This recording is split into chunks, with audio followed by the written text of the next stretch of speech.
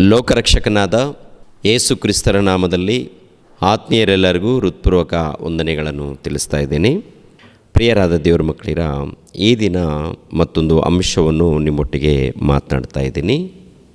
Diploma theology second ಇಯರ್ಗೆ ಸಂಬಂಧಪಟ್ಟಂಥ, ಅಂದರೆ ದೇವರ ಸೇವೆ ಮಾಡಬೇಕು ಎಂಬ ಮನಸ್ಸುಳ್ಳವರಿಗೆ ಸುವರ್ಣ ಅವಕಾಶ ಅಂತ ಹೇಳಿ ಕಳೆದ ವರ್ಷದ ಹಿಂದೆ ಕರೆಯನ್ನು ಕೊಟ್ಟಿದ್ದೀವಿ. ಅದರಲ್ಲಿ ತಿಳ್ಕೊಂಡು ಅನೇಕರು ಸೇವೆಗೋಸ್ಕರ ಸಿದ್ಧರಾಗ್ತಾ ಇದ್ದಾರೆ. ಅವ್ರಿಗೋಸ್ಕರ ಇದೊಂದು ಅಂಶ.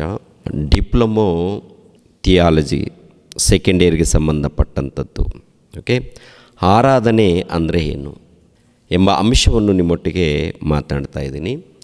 ನಮ್ಮ ಸಮಾಜದಲ್ಲಿ, ಅಂದರೆ ಕ್ರೈಸ್ತ ಸಮಾಜದಲ್ಲಿ ಪ್ರತಿ ಭಾನುವಾರ ಆರಾಧನೆ ಹೆಸರಿನಲ್ಲಿ ಮೊದಲನೇದಾಗಿ ಹಾಡುಗಳು, ಎರಡನೇದಾಗಿ ಪ್ರಾರ್ಥನೆ, ಮೂರನೇದಾಗಿ ಕರ್ತನ ಮೇಜಿನಲ್ಲಿ ಕೈ ಹಾಕುವಂಥದ್ದು, ನಾಲ್ಕನೇದಾಗಿ ಕಾಣಿಕೆ ಕೊಡುವಂಥದ್ದು, ವಾಕ್ಯಗಳನ್ನು ಕೇಳುವಂಥದ್ದು.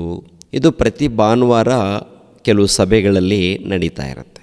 ಆರಾಧನೆಗೋಸ್ಕರ ಅಂತೇಳಿ ಹಾಡುಗಳನ್ನು ಆರಿಸಿಕೊಂಡು ಆ ದಿನ ಒಂದು ಅರ್ಧ ಗಂಟೆ, ಇಲ್ಲಾಂದರೆ 20 ನಿಮಿಷ, ಇಲ್ಲಾಂದರೆ 1 ಗಂಟೆ ಸೆಲೆಕ್ಟ್ ಮಾಡಿಕೊಂಡು ಟೈಮ್ ಕೊಟ್ಟು ಸ್ತುತಿ ಹಾಡು, ಘನಪಡಿಸುವಂಥದ್ದು, ಮಹಿಮೆ ಪಡಿಸುವಂಥದ್ದು, ದೇವರನ್ನು ಕೊಂಡಾಡುವಂಥದ್ದು ನಡೆಯುತ್ತೆ. ಇದು ದೇವರಿಗೆ ಆರಾಧನೆ ಅಂತೇಳಿ ತುಂಬ ಜನ ಅಂದ್ಕೊಳ್ತಾ ಇದ್ದಾರೆ. ಆರಾಧನೆಯಲ್ಲಿ ಅದು ಭಾಗ ಮಾತ್ರ, ಅಂದರೆ ಪರಿಪೂರ್ಣವಲ್ಲ. ಪರಿಪೂರ್ಣವಾದಂಥ ಆರಾಧನೆ ಭಾನುವಾರ ಒಂದು ದಿನ ಮಾತ್ರ ನಡೆಯುವಂಥದ್ದು ಅಲ್ಲ.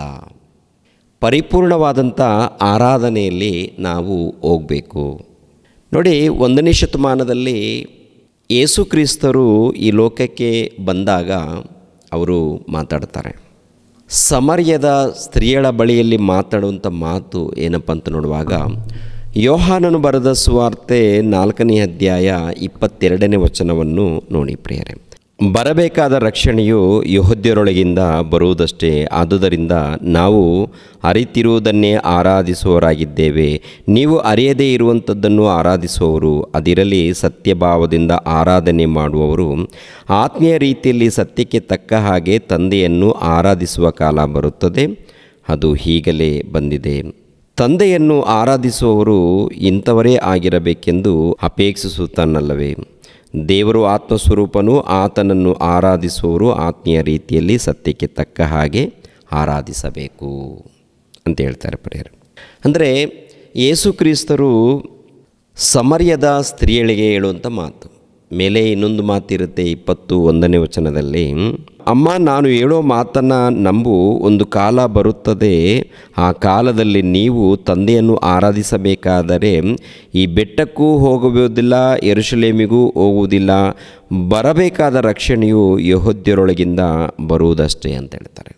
ಅಂದರೆ ನೀವು ಆರಾಧನೆ ಮಾಡೋದಕ್ಕೆ ಬೆಟ್ಟಕ್ಕೂ ಹೋಗ್ತೀರಾ, ಇಲ್ಲಾಂದರೆ ಯೆರೂಸಲೇಮಿಗೂ ಹೋಗ್ತೀರಾ ಇರ್ಬೋದು. ಆದರೆ ಇದು ಆರಾಧನೆ ಅಲ್ಲ. ದೇವರು ಇಷ್ಟಪಡುವಂಥ ಆರಾಧನೆ, ದೇವರು ಮೆಚ್ಚುವಂಥ ಆರಾಧನೆ ಯಾವುದು ಗೊತ್ತಾ? ಆತ್ಮೀಯ ರೀತಿಯಲ್ಲಿ ಸತ್ಯಕ್ಕೆ ತಕ್ಕ ಹಾಗೆ ಆರಾಧನೆ. ಇವಾಗ ಕ್ರಿಸ್ತಪೂರ್ವದಲ್ಲಿ ಆರಾಧನೆ ಹೇಗೆ ನಡೀತಾ ಇತ್ತು, ಎಲ್ಲಿ ನಡೀತಾ ಇತ್ತು, ಯಾವ ಸ್ಥಳದಲ್ಲಿ ನಡೀತಾ ಇತ್ತು, ಹೇಗೆ ಆರಾಧನೆ ಮಾಡ್ತಾ ಇದ್ದರು ಅಂತ ನೋಡುವಾಗ, ಮೊದಲನೇದಾಗಿ ಅವರು ಸ್ಥಳಕ್ಕೆ ಪ್ರಾಧಾನ್ಯತೆ ಕೊಡ್ತಾಯಿದ್ರು. ಮೊದಲನೇದಾಗಿ ಯಾವುದಕ್ಕೆ? ಸ್ಥಳ ಅಂದರೆ ದೇವಾಲಯ. ಇವಾಗ ಯೆರೂಸಲೇಮ್ ಪಟ್ಟಣದಲ್ಲಿ ಸೊಲೊಮೋನನ ಮೂಲಕ ದೇವಾಲಯ ಕಟ್ಟಲ್ಪಡುತ್ತೆ. ಅದಕ್ಕಿಂತ ಮುಂಚಿತವಾಗಿ ಇವರು ಇಸ್ರೇಲ್ ಜನಾಂಗದವರು ಅರಣ್ಯದಲ್ಲಿ ಪ್ರಯಾಣ ಮಾಡ್ತಾರೆ ನೋಡಿ ಪ್ರಿಯರೇ. ಅರಣ್ಯದಲ್ಲಿ ಅಂದರೆ ಐಗುಪ್ತ ದೇಶದಿಂದ ಹಾಲು ಜೇನು ಹರಿಯುವಂಥ ಈ ಪ್ರದೇಶಕ್ಕೆ ಪ್ರಯಾಣ ಮಾಡುವಂಥ ಸ್ಥಳದಲ್ಲಿ, ಅರಣ್ಯದಲ್ಲಿ ದೇವರು ಮೋಶೆಗೆ ಒಂದು ಆಜ್ಞೆ ಕೊಡ್ತಾನೆ. ಅಂದರೆ ಒಂದು ಗುಡಾರ ಹಾಕಿಕೊಂಡು ದೇವರಿಗೋಸ್ಕರ ಒಂದು ಮಂದಿರವನ್ನು ಕಟ್ಟಿ ಅಂತ.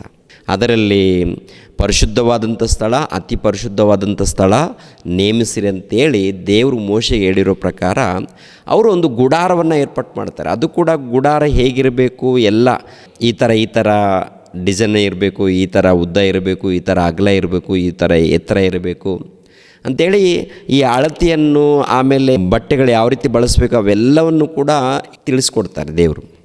ಅಲ್ಲೇನಪ್ಪ ಅಂದರೆ ಒಂದು ಸ್ಥಳಕ್ಕೆ ಎರಡನೇದಾಗಿ ವಸ್ತುಗಳಿಗೆ ಈ ಆರಾಧನೆ ಮಾಡುವಂಥ ಕಾರ್ಯಕ್ರಮದಲ್ಲಿ, ಅಂದರೆ ಹಳೆ ಒಡಂಬಡಿಕೆಯಲ್ಲಿ ನೋಡುವಾಗ ಮೊದಲನೇದಾಗಿ ಸ್ಥಳಕ್ಕೆ ಪ್ರಾಮುಖ್ಯತೆ ಕೊಡ್ತಾರೆ, ಎರಡನೇದಾಗಿ ದಿನಗಳಿಗೆ ಪ್ರಾಮುಖ್ಯತೆ ಕೊಡ್ತಾರೆ, ಮೂರನೇದಾಗಿ ವಸ್ತುಗಳಿಗೆ ಪ್ರಾಮುಖ್ಯತೆ ಕೊಡ್ತಾರೆ, ನಾಲ್ಕನೇದಾಗಿ ಏನ್ರಿ ಬಲಿ ಅರ್ಪಣೆ ಇರುತ್ತಲ್ವ ಪ್ರಿಯರೇ, ಬಲಿ ಅರ್ಪಣೆ ಅವುಗಳಿಗೆ ಒಂದು ಪ್ರಾಮುಖ್ಯತೆ ಕೊಡ್ತಾರೆ.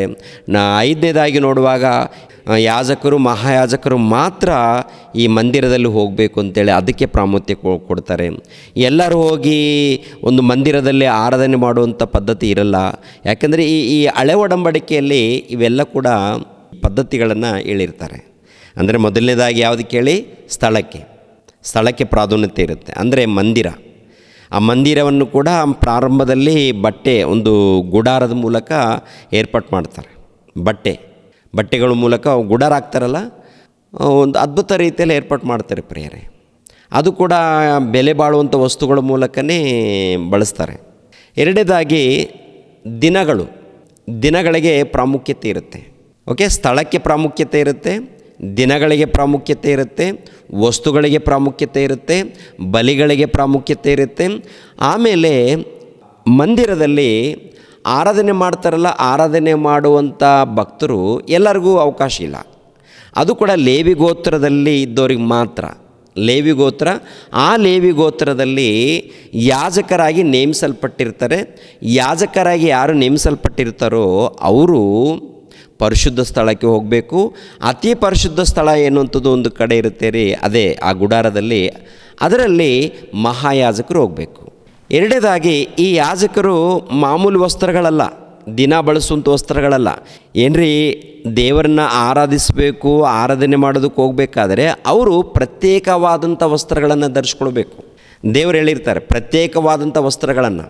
ಇದು ಯಾಜಕ ಕಾಂಡದಲ್ಲಿ ಇರುತ್ತೆ. ಓಕೆ, ವಿಮೋಚನೆ ಕಾಂಡದಲ್ಲಿ, ಆಮೇಲೆ ಅರಣ್ಯಕಾಂಡದಲ್ಲಿ ಇವೆಲ್ಲ ಕೂಡ ಹೀಗೆ ಆರಾಧನೆ ಮಾಡಬೇಕು, ಹೀಗೆ ಘನಪಡಿಸ್ಬೇಕು ದೇವರನ್ನು ಅಂತೇಳಿ. ಆರಾಧನೆ ಅಂದರೆ ಅರ್ಥ ಏನು ಪ್ರಿಯರೇ? ಆರಾಧನೆ ಅಂದರೆ ದೇವರನ್ನು ಮಹಿಮೆ ಪಡಿಸುವಂಥದ್ದು, ದೇವರನ್ನು ಘನಪಡಿಸುವಂಥದ್ದು, ದೇವರನ್ನು ಕೊಂಡಾಡುವಂಥದ್ದು, ದೇವರಿಗೆ ವಿಧೇಯರಾಗುವಂಥದ್ದು. ಓಕೆ, ಒಟ್ಟಲ್ಲಿ ನಾವು ದೇವರಿಗೆ ತಲೆ ಬಾಗಿಸಿ ನಮ್ಮಿಂದ ದೇವರಿಗೆ ಮಹಿಮೆ ಆಗಬೇಕು. ಕ್ರಿಸ್ತಪೂರ್ವದಲ್ಲಿ ಹೀಗೆ ಅಂದರೆ ದಿನಕ್ಕೆ, ಸ್ಥಳಕ್ಕೆ, ವಸ್ತುಗಳಿಗೆ ಬಲಿ ಕೊಡುವಂಥದ್ದು, ಆಮೇಲೆ ಇಂಥವರೇ ಆರಾಧನೆ ಮಾಡಬೇಕು ಅಂತೇಳಿ ಈ ರೀತಿ ಪದ್ಧತಿ ಅವರಲ್ಲಿತ್ತು. ಕೆಲವು ವಚನಗಳನ್ನು ನಾವು ನೋಡೋಣ ಪ್ರಿಯರ ದೇವ್ರ ಮಕ್ಕಳಿರ. ವಿಮೋಚನೆ ಕಾಂಡ 20ನೇ ಅಧ್ಯಾಯ 1ನೇ ವಚನದಿಂದ 17ನೇ ವಚನದವರೆಗೆ ಓದಬೇಕಾಗುತ್ತೆ. ಆದರೆ ಎಲ್ಲ ಓದೋದು ಬೇಡ. ಇವಾಗ ನೀವು ಪ್ರತಿಯೊಬ್ಬರು ಕೂಡ ನೀವು ಓದಬೇಕಾಗುತ್ತೆ ಪ್ರಿಯರೇ. ಇವಾಗ ನಾನು ಓರಲಾಗಿ ಮಾತಾಡ್ಕೊಂಡು ಹೋಗ್ತೀನಿ, ಗಮನಿಸ್ರಿ. 20ನೇ ಅಧ್ಯಾಯ 1ನೇ ವಚನದಿಂದ ಓದ್ಕೊಂಡು ಬಂದರೆ ಇದರಲ್ಲಿ ಏನಪ್ಪ ಅಂದರೆ ಯಾವ ಮೂರ್ತಿಗಳನ್ನು ಮಾಡಿಕೊಳ್ಳಬಾರದು ಅಂತ ಹೇಳ್ತಾರೆ. ಆಮೇಲೆ ಸಬ್ಬತ್ತು ದಿನವನ್ನು ಆಚರಿಸಬೇಕು ಅಂತ ಹೇಳ್ತಾರೆ. ಆಮೇಲೆ ನೋಡಿ 11ನೇ ವಚನದಲ್ಲಿ ನೋಡಿದ್ರೆ, ಅಂದರೆ ದೇವರನ್ನು ಆರಾಧಿಸಬೇಕಾದ್ರೆ ಮೊದಲನೇದಾಗಿ ಯಾವ ಮೂರ್ತಿಯನ್ನು ಮಾಡಿಕೊಳ್ಳಬಾರದು, ಎರಡನೇದಾಗಿ ಸಬ್ಬತ್ತು ದಿನವನ್ನು ಆಚರಿಸಬೇಕು, ಮೂರನೇದಾಗಿ ತಂದೆ ತಾಯಿಗಳನ್ನು ಸನ್ಮಾನಿಸಬೇಕು, ನಾಲ್ಕನೇದಾಗಿ ನರಹತ್ಯೆ ಮಾಡಬಾರದು, ವ್ಯಭಿಚಾರ ಮಾಡಬಾರದು, ಕದಿಯಬಾರದು, ಮತ್ತೊಬ್ಬನ ಮೇಲೆ ಸುಳ್ಳು ಸಾಕ್ಷಿ ಹೇಳಬಾರದು, ಮತ್ತೊಬ್ಬನ ಮನೆಯನ್ನು ಆಶಿಸಬಾರದು, ಮತ್ತೊಬ್ಬನ ಹೆಂಡತಿ, ಗಂಡಾಳು, ಹೆಣ್ಣಾಳು, ಎತ್ತು, ಕತ್ತೆ ಮುಂತಾದ ಯಾವುದನ್ನು ಆಶಿಸಬಾರದು ಅಂತ ಹೇಳ್ತಾರೆ. ಹೌದಲ್ವಾ? ಅಂದರೆ ಇವು ಯಾವುದು ಕೂಡ ಅಂದರೆ ಸುಳ್ಳು ಹೇಳಬಾರ್ದು, ನರಹತ್ಯೆ ಮಾಡಬಾರ್ದು, ವ್ಯಭಿಚಾರ ಮಾಡಬಾರ್ದು. ಅಂದರೆ ದೇವರನ್ನ ಆರಾಧಿಸುವಂಥ ಭಕ್ತರು ಇವೆಲ್ಲ ಖಂಡಿತವಾಗಿ ಪಾಲಿಸಬೇಕಾ? ಇವು ಪಾಲಿಸದೆ ದಿನವನ್ನು, ಇವು ಪಾಲಿಸದೆ ಆಚಾರವನ್ನು ಮಾಡಿದರೆ ದೇವರಿಗೆ ಇಷ್ಟ ಆಗುತ್ತೆ. ಒಂದು ಕಾಲದಲ್ಲಿ ಇಸ್ರಾಯೇಲರಿಗೆ ಕೊಟ್ಟಂಥ ಆಜ್ಞೆಗಳು, ಇದರಲ್ಲಿ ಯಾವುದನ್ನು ಮೀರಿದ್ರೂ ಅವರಿಗೆ ಮರಣದಂಡನೆ. ಈ ಆಜ್ಞೆಗಳಿದೆ ನೋಡಿ, ಈ ಆಜ್ಞೆಗಳು ಯಾವುದನ್ನು ಮೀರಿ ಮಾಡಿದ್ರೂ ಕೂಡ ಅವರಿಗೆ ಮರಣದಂಡನೆ ಆಗಬೇಕಂತೇಳಿ ಇರುತ್ತೆ. ಇವಾಗ ಸಬ್ಬತ್ತು ದಿನ ಇದೆಯಲ್ಲ, ಸಬ್ಬತ್ತು ದಿನವನ್ನು ಮೀರಿದರೆ ಮರಣದಂಡನೆ. ತಂದೆ ತಾಯಿಗಳನ್ನು ಸನ್ಮಾನಿಸೋದು ಬಿಟ್ಟು ಅವರನ್ನು ನಿಂದಿಸಿದರೆ ಮರಣದಂಡನೆ. ಆಮೇಲೆ ಇನ್ನು ಕೆಲವು ತಪ್ಪುಗಳನ್ನು ಮಾಡಿದ್ರೆ ಅದಕ್ಕೂ ಕೂಡ ಮರಣದಂಡನೆ ಇರುತ್ತೆ. ಈ ಹಳೆ ಒಡಂಬಡಿಕೆ ಕಠಿಣವಾದಂಥ ಆಜ್ಞೆಗಳು ಅಂದರೆ ನೇರವಾಗಿ ಕೊಂದಾಕ್ಬಿಡೋದು. ಅದಕ್ಕೇನಪ್ಪ ಅಂದರೆ ಮತ್ತೆ ಕ್ಷಮೆ ಆದಂತಿರಲ್ಲ. ಮತ್ತೆ ಏನಪ್ಪ ಅಂದರೆ ಕೆಲವು ದಿನಗಳಾದಮೇಲೆ ಕ್ಷಮಾಪಣೆಗೋಸ್ಕರ ಮತ್ತೆ ಏನು ಕೊಡ್ತಾರೆ, ಈ ಬಲಿಗಳನ್ನು ಕೊಡಿ, ಅರ್ಪಣೆ ಮಾಡಿ ಅಂಥೇಳಿ ಈ ರೀತಿ ಒಂದು ಅವಕಾಶ ಕಲ್ಪಿಸಿ ಕೊಡ್ತಾರೆ. ಅಂದರೆ ಘೋರವಾದಂಥ ತಪ್ಪುಗಳು ಮಾಡಿದವ್ರಿಗೆಲ್ಲ, ಚಿಕ್ಕ ಚಿಕ್ಕ ಏನೋ ತಪ್ಪುಗಳು ನಡೆದಿರ್ತದಲ್ಲ ಅಂಥವ್ರಿಗೆ ಒಂದು ಅವಕಾಶ ಮಾಡಿ ಕೊಡ್ತಾರೆ, ಸ್ವಲ್ಪ ದಿನಗಳು ಸರಿಪಡಿಸ್ಕೊಡ್ರಿ ಅಂತೇಳಿ. ಓಕೆ, ಒಂದು ಮಾತನ್ನು ನೋಡೋಣ. ಇದರಲ್ಲೇ ವಿಮೋಚನೆ ಕಾಂಡ 31ನೇ ಅಧ್ಯಾಯ 14ನೇ ವಚನ. ಆದ ಕಾರಣ ನೀವು ಸಬ್ಬತ್ತು ದಿನವನ್ನು ದೇವರ ದಿನವೆಂದು ಭಾವಿಸಿ ಆಚರಿಸಬೇಕು. ಅದನ್ನು ಅಪರಿಶುದ್ಧವಾದದ್ದೆಂದು ಎಣಿಸಿ ನಡೆದವನಿಗೆ ಮರಣ ಶಿಕ್ಷೆ ಆಗಬೇಕು. ಆ ದಿನದಲ್ಲಿ ಕೆಲಸವೇನಾದರೂ ಮಾಡುವವನು ತನ್ನ ಕುಲದಿಂದ ತೆಗೆದುಹಾಕಲ್ಪಡಬೇಕು. 6 ದಿನಗಳು ಕೆಲಸ ಮಾಡಬೇಕು, 7ನೇ ದಿವಸ ಸಂಪೂರ್ಣವಾಗಿ ಕೆಲಸವನ್ನು ನಿಲ್ಲಿಸಬೇಕಾದ ಸಬ್ಬತ್ತು ದಿನವಾಗಿದೆ. ಇದು ಯೆಹೋವನಿಗೆ ಪರಿಶುದ್ಧವಾದ ದಿನ. ಇಂಥ ಸಬ್ಬತ್ತು ದಿನದಲ್ಲಿ ಕೆಲಸವೇನಾದರೂ ಮಾಡುವವನಿಗೆ ಮರಣ ಶಿಕ್ಷೆಯಾಗಬೇಕು. ಯಾಜಕ ಕಾಂಡ ನೋಡಿ, ಯಾಜಕ ಕಾಂಡ 23ನೇ ಅಧ್ಯಾಯ 1ನೇ ವಚನದಿಂದ. ಇದು ದೇವರು ಕೊಟ್ಟಂಥ ಆಜ್ಞೆ ಮೋಶೆ ಮೂಲಕ. ಅಂದರೆ ಸಬ್ಬತ್ತು ದಿನ ಒಂದು ನೋಡಿ ಗಮನಿಸಬೇಕು, ಒಂದು ಸ್ಥಳಕ್ಕೆ ಪ್ರಾಮುಖ್ಯತೆ ಕೊಡ್ತಾರೆ. ಓಕೆ, ಹಳೆ ಒಡಂಬಡಿಕೆಯಲ್ಲಿ ಏನು ಕೊಡ್ತಾರೆ ಹೇಳಿ? ಸ್ಥಳಕ್ಕೆ ಪ್ರಾಮುಖ್ಯತೆ ಇರುತ್ತೆ. 2ನೇದಾಗಿ ದಿನಕ್ಕೆ ಪ್ರಾಮುಖ್ಯತೆ ಇರುತ್ತೆ. 3ನೇದಾಗಿ ಯಾವುದು? ವಸ್ತುಗಳಿರುತ್ತಲ್ಲ, ಅಂದರೆ ದೇವರ ಮಂದಿರದಲ್ಲಿ ವಸ್ತುಗಳಿರುತ್ತಲ್ಲ, ಈ ವಸ್ತುಗಳಿಗೂ ಕೂಡ ಪ್ರಾಮುಖ್ಯತೆ ಇರುತ್ತೆ. ಬಲಿಪೀಠಕ್ಕೂ ಪ್ರಾಮುಖ್ಯತೆ ಇರುತ್ತೆ. ಮಂಜೂಸು ಪೆಟ್ಟಿಗೆ ಇರುತ್ತಲ್ಲ, ಅದಕ್ಕೂ ಪ್ರಾಮುಖ್ಯತೆ ಇರುತ್ತೆ. ಅಂದರೆ ಆರಾಧನೆ ಮಾಡುವಂಥ ಒಂದು ಕ್ರಮ ಇರುತ್ತೆ ಪ್ರಿಯರೇ ಹಳೆ ಒಡಂಬಡಿಕೆಯಲ್ಲಿ. ಆರಾಧನೆ ಮಾಡುವಂಥ ವಿಧಾನವನ್ನು, ಮಂಜೂಸು ಪೆಟ್ಟಿಗೆ ಇದೆಯಲ್ಲ, ಅದನ್ನು ಕೂಡ ಕ್ರಮವಾಗಿ ನೋಡ್ಕೊಳ್ಬೇಕು, ಇಷ್ಟ ಬಂದಾಗ ಇಡಂಗಿಲ್ಲ. ಓಕೆ, ಅದನ್ನು ಕೂಡ ಪ್ರತಿಷ್ಠಿಸಬೇಕು. ಆಮೇಲೆ ಆ ಒಂದು ಆರಾಧನೆ ಮಾಡುವಂಥ ಸ್ಥಳ ಇರುತ್ತಲ್ಲ, ಕೆಲವು ವಸ್ತುಗಳಿರುತ್ತೆ ಪ್ರಿಯರೇ, ಅಲ್ಲಿ ಎಲ್ಲ ಕೂಡ ಪ್ರತಿಷ್ಠಿಸಲ್ಪಟ್ಟಂಥ ವಸ್ತುಗಳಿಗೊಂದು ಉನ್ನತ ಸ್ಥಾನ ಇದೆ, ಸ್ಥಳಕ್ಕೆ ಉನ್ನತ ಸ್ಥಾನ ಇದೆ, ದಿನಕ್ಕೆ ಉನ್ನತ ಸ್ಥಾನ ಇದೆ, ಸೇವಕರಿಗೂ ಉನ್ನತ ಸ್ಥಾನ ಇದೆ. ಎಲ್ಲ ಒಂದು ಉನ್ನತ ಸ್ಥಾನವನ್ನು ದೇವರು ನೇಮಿಸಿದ್ದಾರೆ. ಅದರ ಪ್ರಕಾರ ಅದು ನಡೀಬೇಕು ಅವ್ರದ್ದು ಆರಾಧನೆ, ಅದರ ಪ್ರಕಾರ. ಇನ್ನೊಂದು ಕಡೆ ನೋಡಿ, ಪ್ರತಿನಿತ್ಯ ಬಲಿ ಕೊಡಬೇಕಂತ ಹೇಳ್ತಾರೆ. ಪ್ರತಿನಿತ್ಯ ದೇವರಿಗೆ ಬಲಿ ಕೊಡಬೇಕು. ಆ ಮಾತೆಲ್ಲಿರುತ್ತೆಪ್ಪ ಅಂತ ನೋಡುವಾಗ ವಿಮೋಚನೆ ಕಾಂಡ 29ನೇ ಅಧ್ಯಾಯ 38ನೇ ವಚನವನ್ನು ನೋಡಿ ಪ್ರಿಯರೇ. ನೋಡಿದ್ರ? ಅಂದರೆ ಪ್ರಿಯರಾದ ದೇವರ ಮಕ್ಕಳಿರ ಗಮನಿಸಬೇಕು ಪ್ರಿಯರೇ, ಏನೇನು ಹೇಳ್ತಾರೆ ಇಲ್ಲಿ ಅಂದರೆ, ಒಂದು ಗುಡಾರವನ್ನು ಏರ್ಪಾಟ್ ಮಾಡಿರಿ ಅಂತೇಳಿ ವಿಮೋಚನೆ ಕಾಂಡ 26ನೇ ಅಧ್ಯಾಯದಲ್ಲಿ ಇರುತ್ತೆ. ವಿಮೋಚನೆ ಕಾಂಡ 26ನೇ ಅಧ್ಯಾಯ 1ನೇ ವಚನದಿಂದ ಪೂರ್ತಿ ಅಧ್ಯಾಯವನ್ನು ಓದುವಾಗ ಅಲ್ಲಿ ಗುಡಾರವನ್ನು ಏರ್ಪಾಟ್ ಮಾಡಬೇಕು. ಆ ಗುಡಾರದಲ್ಲಿ ಏನೇನು ವಸ್ತುಗಳಿರಬೇಕೋ ಎಲ್ಲವನ್ನೂ ಹೇಳ್ತಾರೆ, ಹೌದಲ್ವ? ಆಮೇಲೆ ಸಬ್ಬತ್ತು ದಿನ ಯಾವ ರೀತಿ ಆರಾಧನೆ ಮಾಡಬೇಕು ಅದನ್ನು ಹೇಳ್ತಾರೆ. ಆಮೇಲೆ ಬಲಿ ಕೊಡುವಂಥ ವಿಷಯದಲ್ಲಿ ಕೂಡ ಹೇಳ್ತಾರೆ. ಬಲಿ ಕೊಡುವಂಥದ್ದು ಅಂದರೆ ದೇವರಿಗೆ ಅರ್ಪಣೆ ಕೊಡುವಂಥ ವಿಷಯದಲ್ಲಿ. ಪ್ರಿಯರ ದೇವರ ಮಕ್ಕಳಿರ, ಪ್ರತಿನಿತ್ಯ ಅರ್ಪಣೆ ಕೊಡುವಂಥದ್ದಿದೆ, ವಾರಕ್ಕೆ 1 ಸಾರಿ ಅರ್ಪಣೆ ಕೊಡುವಂಥದ್ದಿದೆ. ಅದೇ ಪ್ರಕಾರ ಇವರು ಪಾಪ ಕ್ಷಮಾಪಣೆ ನಿಮಿತ್ತವಾಗಿ ಪ್ರತಿ ವರ್ಷ ಇವ್ರಿಗೂ ಕೂಡ ಪಾಪ ಕ್ಷಮಾಪಣೆ ನಿಮಿತ್ತವಾಗಿ ಅರ್ಪಣೆ ಕೊಡುವಂಥದ್ದಿದೆ. ಇನ್ನು ಪ್ರತ್ಯೇಕವಾಗಿ ಅಲ್ಲಲ್ಲಿ ಪಾಪ ಮಾಡಿದಾಗ ಅದಕ್ಕೂ ಅರ್ಪಣೆ ಕೊಡುವಂಥದ್ದು ಇದೆ. ಅಂದರೆ ಹಳೆ ಒಡಂಬಡಿಕೆಯಲ್ಲಿ ನೋಡುವಾಗ ದೊಡ್ಡ ಪಟ್ಟಿನೇ ಇದೆ ರೀ. ಈ ವಿಮೋಚನೆ ಕಾಂಡ, ಯಾಜಕ ಕಾಂಡ, ಅರಣ್ಯಕಾಂಡ, ಧರ್ಮೋಪದೇಶ ಕಾಂಡ, ಈ 4 ಕಾಂಡಗಳನ್ನು ನೀವು ಚೆನ್ನಾಗಿ ಪರಿಶೋಧನೆ ಮಾಡುವಾಗ ಅನೇಕ ಆಚಾರಗಳಿದೆ. ಈ ಆಚಾರಗಳು ದೇವ್ರು ಕೊಟ್ಟಂಥ ಆಜ್ಞೆಗಳೇ. ಇದು ಎಲ್ಲಿವರೆಗೆ ನಡೀತಾ ಇದೆ, ಎಲ್ಲಿವರೆಗೆ ನಡ್ಕೊಂಡು ಬಂದಿದೆ ಅಂತ ನೋಡುವಾಗ, ಯೇಸು ಕ್ರಿಸ್ತರು ಬಂದು ಶಿಲುಬೆ ಮರಣ ಹೊಂದುವ ತನಕ ಅವರ ಮಧ್ಯದಲ್ಲಿ ಈ ಆಚಾರಗಳು ಇರುತ್ತೆ ರೀ. ಯಾವಾಗ ಶಿಲುಬೆ ಮರಣವನ್ನು ಹೊಂದುತ್ತಾರೋ ಹೊಸ ಆಜ್ಞೆಯನ್ನು ಕೊಡ್ತಾರೆ. ಶಿಲುಬೆ ಮರಣವನ್ನು ಹೊಂದಿದ ನಂತರ ಪ್ರಿಯರಾದ ದೇವರ ಮಕ್ಕಳಿರ ಧರ್ಮಶಾಸ್ತ್ರಕ್ಕೇನು ಮುಕ್ತಾಯ? ಧರ್ಮಶಾಸ್ತ್ರ ಇದೆಯಲ್ಲ, ಧರ್ಮಶಾಸ್ತ್ರಕ್ಕೆ ಕೊನೆಯದು. ಅಂದರೆ ಯೇಸು ಕ್ರಿಸ್ತರ ಮರಣದ ಮೂಲಕ ಧರ್ಮಶಾಸ್ತ್ರ ರದ್ದು ಮಾಡಿದ್ದಾರೆ ಎನ್ನುವಂಥ ವಿಷಯವನ್ನು ಎಲ್ಲಿ ಗೊತ್ತಾಗುತ್ತಪ್ಪ ಅಂತ ನೋಡುವಾಗ, ಕೊರಿಂಥದವರಿಗೆ ಬರೆದ 2ನೇ ಪತ್ರಿಕೆ 3ನೇ ಅಧ್ಯಾಯ 14ನೇ ವಚನ 15ನೇ ವಚನವನ್ನು ಓದೋಣ. ಈ ದಿನದವರೆಗೂ ಹಳೆ ಒಡಂಬಡಿಕೆಯು ಪಾರಾಯಣವಾಗುವಾಗ ಅದು ಕ್ರಿಸ್ತನಲ್ಲಿ ಗತಿಸಿ ಹೋಗುತ್ತದೆಂಬುದು ಅವರಿಗೆ ಪ್ರಕಟವಾಗದೇ ಇರುವುದರಿಂದ ಅದೇ ಮುಸುಕು ಎತ್ತಲ್ಪಡದೆ ಇರುತ್ತದೆ. ಈ ದಿನದವರೆಗೂ ಮೋಶೆಯ ಗ್ರಂಥ ಪಾರಾಯಣವು ಆಗುವಾಗೆಲ್ಲ ಮುಸುಕು ಅವರ ಹೃದಯದ ಮೇಲೆ ಇರುತ್ತದೆ. ಅವರ ಹೃದಯವು ಕರ್ತನ ಕಡೆಗೆ ತಿರುಗಿಕೊಂಡಾಗಲೇ ಆ ಮುಸುಕು ತೆಗೆಯಲ್ಪಡುವುದು. ಅಂದರೆ ನೋಡಿ 14ನೇ ವಚನದಲ್ಲಿ ಹಳೆ ಒಡಂಬಡಿಕೆಯು ಪಾರಾಯಣವಾಗುವಾಗ ಅದು ಕ್ರಿಸ್ತನಲ್ಲಿ ಗತಿಸಿ ಹೋಗುತ್ತದೆಂಬುದು ಅವರಿಗೆ ಪ್ರಕಟವಾಗದೆ ಇರುವುದರಿಂದ ಅದೇ ಮುಸುಕು ಎತ್ತಲ್ಪಡುತ್ತದೆ. ಅಂದರೆ ಕ್ರಿಸ್ತನಲ್ಲಿ ಇದು ಏನಾಗಿದೆಯಂತೆ? ಹಳೆ ಒಡಂಬಡಿಕೆಯಲ್ಲಿ ಕೆಲವು ಆಜ್ಞೆಗಳಂದಾಗ ಈ ದೇವಾಲಯದಲ್ಲಿ ಆರಾಧನೆ ಮಾಡುವಂಥ ವಿಧಾನ, ದೇವಾಲಯದಲ್ಲಿ ಏನಿದೆ ಹೇಳಿ ಪ್ರಿಯರೇ? ಆರಾಧನೆ ಮಾಡುವಂಥ ವಿಧಾನ. ಮೊದಲನೇದಾಗಿ ಸ್ಥಳ. ಹಳೆ ಒಡಂಬಡಿಕೆಯಲ್ಲಿ ಏನಪ್ಪ? ಮೊದಲನೇದಾಗಿ ದೇವಾಲಯ, ಸ್ಥಳ, ಹೌದಲ್ವ? ಹೊಸ ಒಡಂಬಡಿಕೆಯಲ್ಲಿ ಪರಿಶುದ್ಧವಾದಂಥ ದೇವಾಲಯ ಯಾವುದು ಹೇಳಿ ಪ್ರಿಯರೇ? ಹೊಸ ಒಡಂಬಡಿಕೆಯಲ್ಲಿ ಯಾವುದು? ಹಳೆ ಒಡಂಬಡಿಕೆಯಲ್ಲಿ ಭೂಮಿಯ ಮೇಲೆ ಒಂದು ಸ್ಥಳ. ಇವಾಗ ಯೆರೂಸಲೇಮ್ ಪಟ್ಟಣದಲ್ಲಿ ಒಂದು ಪ್ರತ್ಯೇಕವಾದಂಥ ಸ್ಥಳವನ್ನು ಆರಿಸಿಕೊಂಡು ದೊಡ್ಡದೊಂದು ಮಂದಿರ ಕಟ್ತಾರೆ. ಸೊಲೊಮೋನ್ ಮಹಾರಾಜನು ದೇವರ ಹತ್ರ ಪ್ರಾರ್ಥನೆ ಮಾಡಿ ಅದನ್ನು ಪ್ರತಿಷ್ಠಿಸ್ತಾರೆ, ಹೌದಲ್ವಾ? ಇವಾಗ ಹಳೆ ಒಡಂಬಡಿಕೆಯಲ್ಲಿ ಒಂದು ಭೂಮಿಯ ಮೇಲೆ ಒಂದು ಸ್ಥಳ, ದೇವರನ್ನ ಆರಾಧಿಸುವಂಥ ಸ್ಥಳ. ಎರಡನೇದಾಗಿ ದೇವರನ್ನು ಆರಾಧಿಸೋದಕ್ಕೆ ಒಂದು ಸಬ್ಬತ್ತು ದಿನವನ್ನು ದೇವರು ನೇಮಿಸಿರ್ತಾರಲ್ಲ, ಆ ನೇಮಿಸಿರುವಂಥ ಒಂದು ದಿನ. ಮೂರನೇದಾಗಿ ಅದರಲ್ಲಿ ವಸ್ತುಗಳಿರುತ್ತೆ. ಆ ವಸ್ತುಗಳ ಮೂಲಕನೇ ದೇವರಿಗೆ ಧೂಪ ಹಾಕುವಂಥದ್ದು, ಸುವಾಸನೆ ಅರ್ಪಿಸುವಂಥದ್ದು. ಎರಡನೇದಾಗಿ ಇಂಥ ಕುರಿಗಳು ಇಂಥ ಹೀಗೇ ಇರಬೇಕು ಕುರಿಗಳಂತೇಳಿ ಇರ್ತಾರೆ ಅರ್ಪಣೆ ಮಾಡೋದಕ್ಕೆ, ಬಲಿ ಕೊಡೋದಕ್ಕೆ. ನಾಲ್ಕನೇದಾಗಿ ಆರಾಧನೆ ಮಾಡೋದಕ್ಕೆ ಯಾರು ಬೇಕವರು ಹೋಗಂಗಿಲ್ಲ, ಯಾರು ಬೇಕವರು ನಿಲ್ಲಂಗಿಲ್ಲ. ಯಾರು? ಯಾಜಕರು, ಮಹಾಯಾಜಕರು. ಪರಿಶುದ್ಧ ಸ್ಥಳದಲ್ಲಿ ಮಹಾಯಾಜಕರು ಹೋಗಿ ಆರಾಧನೆ ಮಾಡಬೇಕು.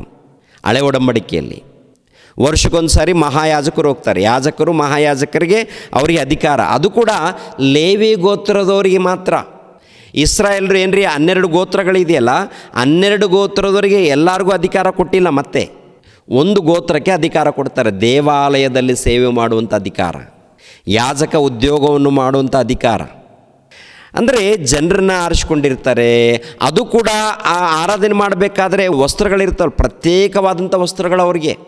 ಈಗಿನ ಕಾಲದಲ್ಲಿ ಪ್ರಿಯರಾದ ದೇವ್ರ ಮಕ್ಕಳಿರ ಬಿಷಪ್ನವರು ಇಲ್ಲಾಂದರೆ ಆರ್ಚ್ ಬಿಷಪ್ನವರು ಹಾಕ್ಕೊಂಡಿರ್ತಾರೆ ನೋಡಿ. ಇವಾಗ ನಾವು ಗ್ರ್ಯಾಜುಯೇಷನ್ ಮಾಡುವಂಥ ಸಮಯದಲ್ಲಿ ಏನ್ರಿ ಗೌನ ಹಾಕಿರ್ತೀವಿ ನೋಡಿ, ಪ್ರತ್ಯೇಕವಾದಂಥ ವಸ್ತ್ರಗಳು.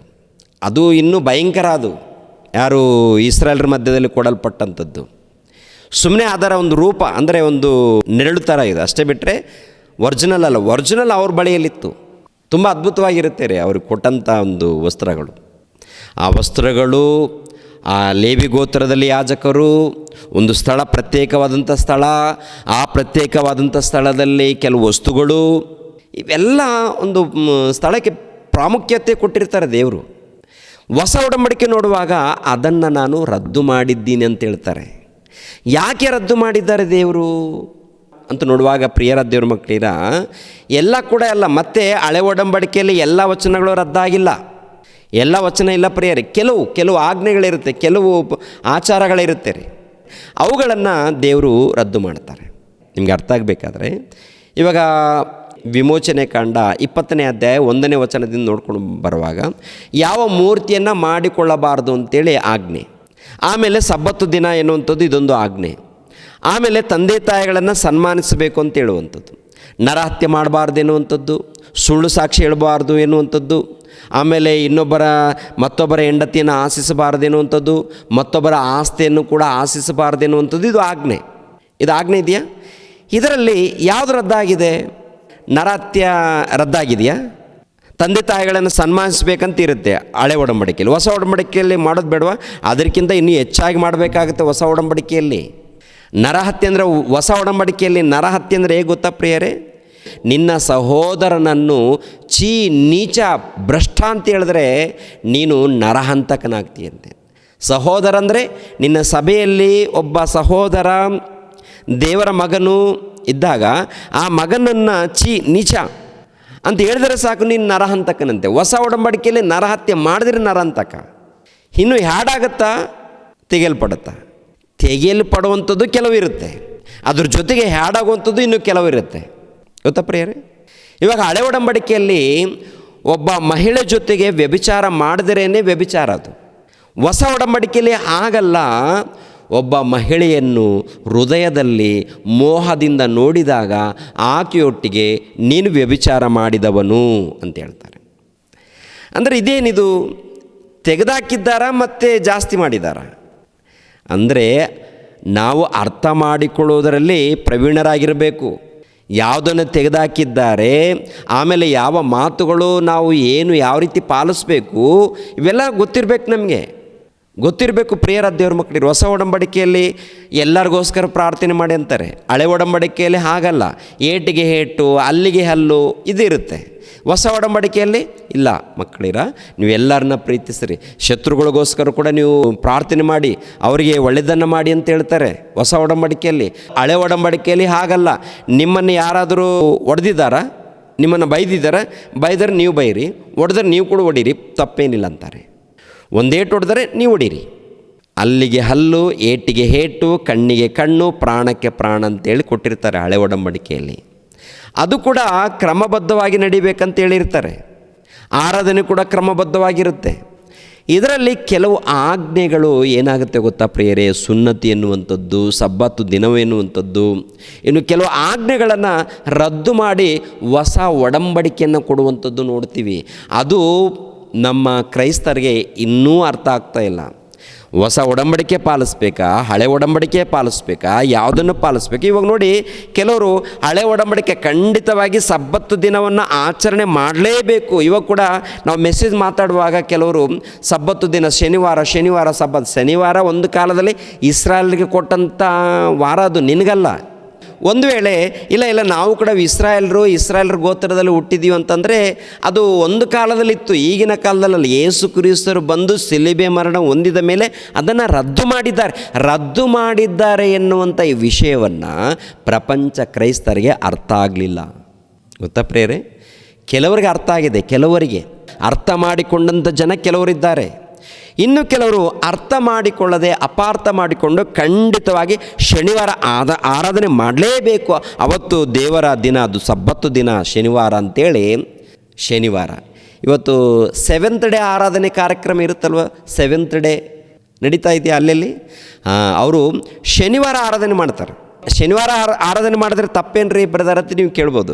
ಶನಿವಾರ ಆರಾಧನೆ ಮಾಡ್ತೀರಾ ಮಾಡಿ, ಭಾನುವಾರ ಆರಾಧನೆ ಮಾಡ್ತೀರಾ ಮಾಡಿರಿ. ಆದರೆ ಇದೇ ದಿನ ಆರಾಧನೆ ಮಾಡಿದ್ರೆ ದೇವರು ಕೇಳ್ತಾರೆ, ಇಲ್ಲದ್ರೆ ಹೋದರೆ ಕೇಳಲ್ಲ ಅನ್ನುವಂಥದ್ದು ಇದೆಯಲ್ಲ, ಅದು ಒಂದು ದಿನ ಇಸ್ರಾಯೇಲ್ ಜನಾಂಗದವರಿಗೂ ಕೊಡಲ್ಪಟ್ಟಂಥ ಆಜ್ಞೆಗಳು. ಈ ದಿನಗಳಲ್ಲಿ ಇದೇ ದಿನ ಮಾಡಬೇಕು ಅಂತೇಳಿ ಯಾರಾದರೂ ಮಾತಾಡಿದ್ರೆ ಅವರು ವಾಕ್ಯಕ್ಕೆ ವಿರುದ್ಧವಾದಂಥ ಬೋಧಕರು, ವಾಕ್ಯವನ್ನು ಅರ್ಥ ಮಾಡಿಕೊಳ್ಳದವರು, ಇನ್ನು ಪುಟಾಣಿಗಳು ಅಂತೇಳಿ ನೀವು ಅರ್ಥ ಮಾಡಿಕೊಡ್ರು ಒಂದೇ ಮಾತಲ್ಲಿ. ಇನ್ನೂ ಕೂಡ ಇವರು ಏನು ಗೊತ್ತಾ, ಹಾಲು ಕುಡಿಯುವಂಥ ಮಕ್ಕಳು. ಇನ್ನು ಎಲ್ಲಿದ್ದಾರೆ ಇವರು? ಹಾಲು ಕುಡಿಯುವಂಥ ಎಳೆ ಮಕ್ಕಳಾಗಿದ್ದಾರೆ, ಇನ್ನೂ ಕೂಡ ಬೆಳೀತಾ ಇಲ್ಲ. ಅಂದರೆ ಗಟ್ಟಿಯಾದ ಮಾಂಸವನ್ನು ತಿನ್ನೋದಕ್ಕೆ ರೆಡಿ ಇಲ್ಲ ಇವರು. ಎಲ್ಲಿದ್ದಾರೆ? ಅಲ್ಲೇ ಇದ್ದಾರೆ, ಹಳೆ ಒಡಂಬಡಿಕೆಯಲ್ಲೇ ಇದ್ದಾರೆ ಇವರು. ಇದೇ ದಿನ, ಇದೇ ವಾರ, ಇದೇ ಸ್ಥಳಕ್ಕೆ ಪ್ರಾಧಾನ್ಯತೆ ಕೊಟ್ಟರೆ ಅವರಷ್ಟೇ, ದಿನಕ್ಕೆ ಪ್ರಾಧಾನ್ಯತೆ ಕೊಟ್ಟರೆ ಅವರಷ್ಟೇ. ಯಾರವರು? ಇನ್ನು ಹಾಲು ಕುಡಿಯುವಂಥ ಎಳೆ ಕೂಸುಗಳಂತ ಅರ್ಥ. ಹೌದು ಪ್ರಿಯರೇ, ಯಾಕೆಂದರೆ ಪರಿಪೂರ್ಣವಾದಂಥ ಜ್ಞಾನದಲ್ಲಿ ಹೋಗಬೇಕು. ಆತ್ಮೀಯ ರೀತಿಯಲ್ಲಿ ಸತ್ಯಕ್ಕೆ ತಕ್ಕ ಹಾಗೆ ದೇವರನ್ನ ಆರಾಧಿಸ್ಬೇಕಂತ ಹೇಳ್ತಾರೆ. ಇಲ್ಲಿ ನೋಡಿ, ಗಮನಿಸಿರಿ, ರದ್ದು ಆಗಿದೆಯಾ ಆಗಿಲ್ವಾ ಅಂತ ನೋಡುವಾಗ ಇಬ್ರಿಯರಿಗೆ ಬರೆದ ಪತ್ರಿಕೆ 7ನೇ ಅಧ್ಯಾಯ 19ನೇ ವಚನದಿಂದ, ಧರ್ಮಶಾಸ್ತ್ರವು ಯಾವುದನ್ನು ಸಿದ್ಧಿಗೆ ತಾರದೆ ಇರುವುದರಿಂದ ಮೊದಲಿದ್ದ ನಿಯಮವು ನಿರ್ಬಲವಾಗಿಯೂ ನಿಷ್ಪ್ರಯೋಜನವಾಗಿಯೂ ಇದ್ದು ರದ್ದಾಗಿ ಹೋಯಿತು. ಅದಕ್ಕೆ ಬದಲಾಗಿ ಉತ್ತಮವಾಗಿರುವ ಒಂದು ನಿರೀಕ್ಷಾ ಆಧಾರವು ಪ್ರಾಬಲ್ಯಕ್ಕೆ ಬಂತು. ಈ ನಿರೀಕ್ಷಾ ಆಧಾರವು ನಮ್ಮನ್ನು ದೇವರ ಸನ್ನಿಧಿಗೆ ಸೇರಿಸುವಂಥದ್ದು. ಯಾವುದು? ಹೊಸ ಒಡಂಬಡಿಕೆ. ಅದೇ ಹೇಳ್ತಾರೆ, ಗಮನಿಸಬೇಕು. ಧರ್ಮಶಾಸ್ತ್ರವು ಯಾವುದನ್ನು ಸಿದ್ಧಿಗೆ ತಾರದೆ ಇರುವುದರಿಂದ ಮೊದಲಿದ್ದ ನಿಯಮವು ನಿರ್ಬಲವಾಗಿಯೂ ನಿಷ್ಪ್ರಯೋಜಕವಾಗಿಯೂ ಇದ್ದು ರದ್ದಾಗಿ ಹೋಯಿತು. ಯಾವುದು? ಧರ್ಮಶಾಸ್ತ್ರವು. ಧರ್ಮಶಾಸ್ತ್ರ ಅಂದಾಗ ಈ ಧರ್ಮಶಾಸ್ತ್ರದಲ್ಲಿ ಮುಖ್ಯವಾದದ್ದೇನು? ದೇವಾಲಯದಲ್ಲಿ ಆರಾಧನೆ ಮಾಡುವಂಥ ಕ್ರಮ, ಆರಾಧನೆ ಮಾಡುವಂಥ ಒಂದು ಪದ್ಧತಿ, ದಿನಗಳು, ವಸ್ತುಗಳು, ಇವೆಲ್ಲ ಇದೆಯಾ ಇಲ್ವಾ? ಇದರಲ್ಲಿ ಹೇಳ್ತಾರೆ ನೋಡಿ ಒಂದು ಸಾರಿ, ಇದೇ ಇಬ್ರಿಯರಿಗೆ ಬರೆದ ಪತ್ರಿಕೆ 9ನೇ ಅಧ್ಯಾಯ 1ನೇ ವಚನ. ಹೀಗಿದ್ದರೂ ಮೊದಲನೆಯ ಒಡಂಬಡಿಕೆಯಲ್ಲಿ ದೇವಾರಾಧನೆಯ ನಿಯಮಗಳಿದ್ದವು ಮತ್ತು ದೇವಾಲಯವಿತ್ತು. ಅದು ಇಹಲೋಕ ಸಂಬಂಧವಾದದ್ದು. ಅಂದರೆ ಒಂದು ಗುಡಾರವು ಕಟ್ಟಲ್ಪಟ್ಟಿತ್ತು. ಅದರ ಮೊದಲನೇ ಭಾಗದಲ್ಲಿ ದೀಪಸ್ತಂಭ, ಮೇಜು, ಸಮರ್ಪಿಸಿದ ರೊಟ್ಟಿ ಇವುಗಳಿದ್ದವು. ಅದಕ್ಕೆ ಪವಿತ್ರ ಸ್ಥಾನ ಎಂದು ಹೆಸರು. ಎರಡನೆಯ ತೆರೆಯ ಆಚೆಯಲ್ಲಿ ಅತಿ ಪವಿತ್ರ ಸ್ಥಾನವು ಎನಿಸಿಕೊಳ್ಳುವ ಇನ್ನೊಂದು ಭಾಗವಿತ್ತು. ಅದರಲ್ಲಿ ಚಿನ್ನದ ಧೂಪಾರತಿ, ಒಳಗೂ ಹೊರಗೂ ಚಿನ್ನದ ತಗಡನ್ನು ಮಡಾಯಿಸಿದ್ದ ಒಡಂಬಡಿಕೆಯ ಮಂಜೂಸು ಇವುಗಳಿದ್ದವು. ಆ ಮಂಜೂಸದೊಳಗೆ ಮನ್ನ ಇಟ್ಟಿದ್ದ ಚಿನ್ನದ ಪಾತ್ರೆಯು, ಆರೋನನ ಚಿಗಿರಿದ ಕೋಲು, ಒಡಂಬಡಿಕೆಯ ಬರೆದಿದ್ದ ಕಲ್ಲಿನ ಹಲಿಗೆಗಳು ಇದ್ದವು. ಅದರ ಮೇಲೆ ದೇವರ ಪ್ರಭಾವವನ್ನು ಸೂಚಿಸುವ ಕೆರೂಬಿಗಳು ಕೃಪಾಸನವನ್ನು ಆಚ್ಛಾದಿಸಿಕೊಂಡಿದ್ದವು. ಸದ್ಯಕ್ಕೆ ಈ ವಿಷಯಗಳನ್ನು ಒಂದೊಂದಾಗಿ ವಿವರಿಸೋದಕ್ಕೆ ಆಗುವುದಿಲ್ಲ. ಅಂದರೆ ನೋಡಿ, ಈ 9ನೇ ಅಧ್ಯಾಯದಲ್ಲಿ ಈ ಆರಾಧನೆ ಹೇಗೆ ಮಾಡ್ತಾಯಿದ್ರು, ಯಾವ ದಿನ ಆರಾಧನೆ ಮಾಡ್ತಾಯಿದ್ರು, ಅದರಲ್ಲಿ ಪದ್ಧತಿ ಹೇಗಿತ್ತು, ಯಾವ ರೀತಿ ಇತ್ತು ಅಂತೇಳಿ ಬಿಡಿಸಿ ಹೇಳ್ಕೊಂಡು ಬಂದಿದ್ದಾರೆ. ಇವೆಲ್ಲ ಒಂದು ಕಾಲದಲ್ಲಿ ಇಹಲೋಕ ಸಂಬಂಧಪಟ್ಟಂಥ, ಅಂದರೆ ಚಿಕ್ಕ ಮಕ್ಕಳಿಗೆ ಹಾಲು ಕುಡಿಸಿ ಬೆಳೆಸ್ತಾರಲ್ಲ, ಆ ರೀತಿ ಬೆಳೆಸೋದಕ್ಕೆ ಅವರಿಗೆ ಈ ಆಜ್ಞೆಗಳನ್ನು ಕೊಟ್ಟಿದ್ದಾರೆ. ಯೇಸು ಕ್ರಿಸ್ತರು ಬಂದ ಮೇಲೆ ಪರಿಪೂರ್ಣವಾದಂಥ ಮಾಹಿತಿಯನ್ನು, ಪರಿಪೂರ್ಣವಾದಂಥ ಜ್ಞಾನವನ್ನು, ಪರಿಪೂರ್ಣವಾದಂಥ ಆರಾಧನೆ ಕಾರ್ಯಕ್ರಮವನ್ನು, ಪರಿಪೂರ್ಣವಾದಂಥ ಆರಾಧನೆ ಮಾಡಬೇಕಾದ್ರೆ ಆತ್ಮೀಯ ರೀತಿಯಲ್ಲಿ ಸತ್ಯಕ್ಕೆ ತಕ್ಕ ಹಾಗೆ ಆರಾಧನೆ ಮಾಡಬೇಕಂತ ಹೇಳ್ತಾರೆ. ಪರಿಪೂರ್ಣವಾಗಿ ದೇವರನ್ನು ಘನಪಡಿಸಬೇಕು, ದೇವರನ್ನು ಮಹಿಮೆ ಪಡಿಸಬೇಕು, ದೇವರನ್ನು ಕೊಂಡಾಡಬೇಕಂದ್ರೆ ಇವಾಗ ಭಾನುವಾರ ಬರುತ್ತೆ ಅಲ್ವ ಪ್ರಿಯರೇ.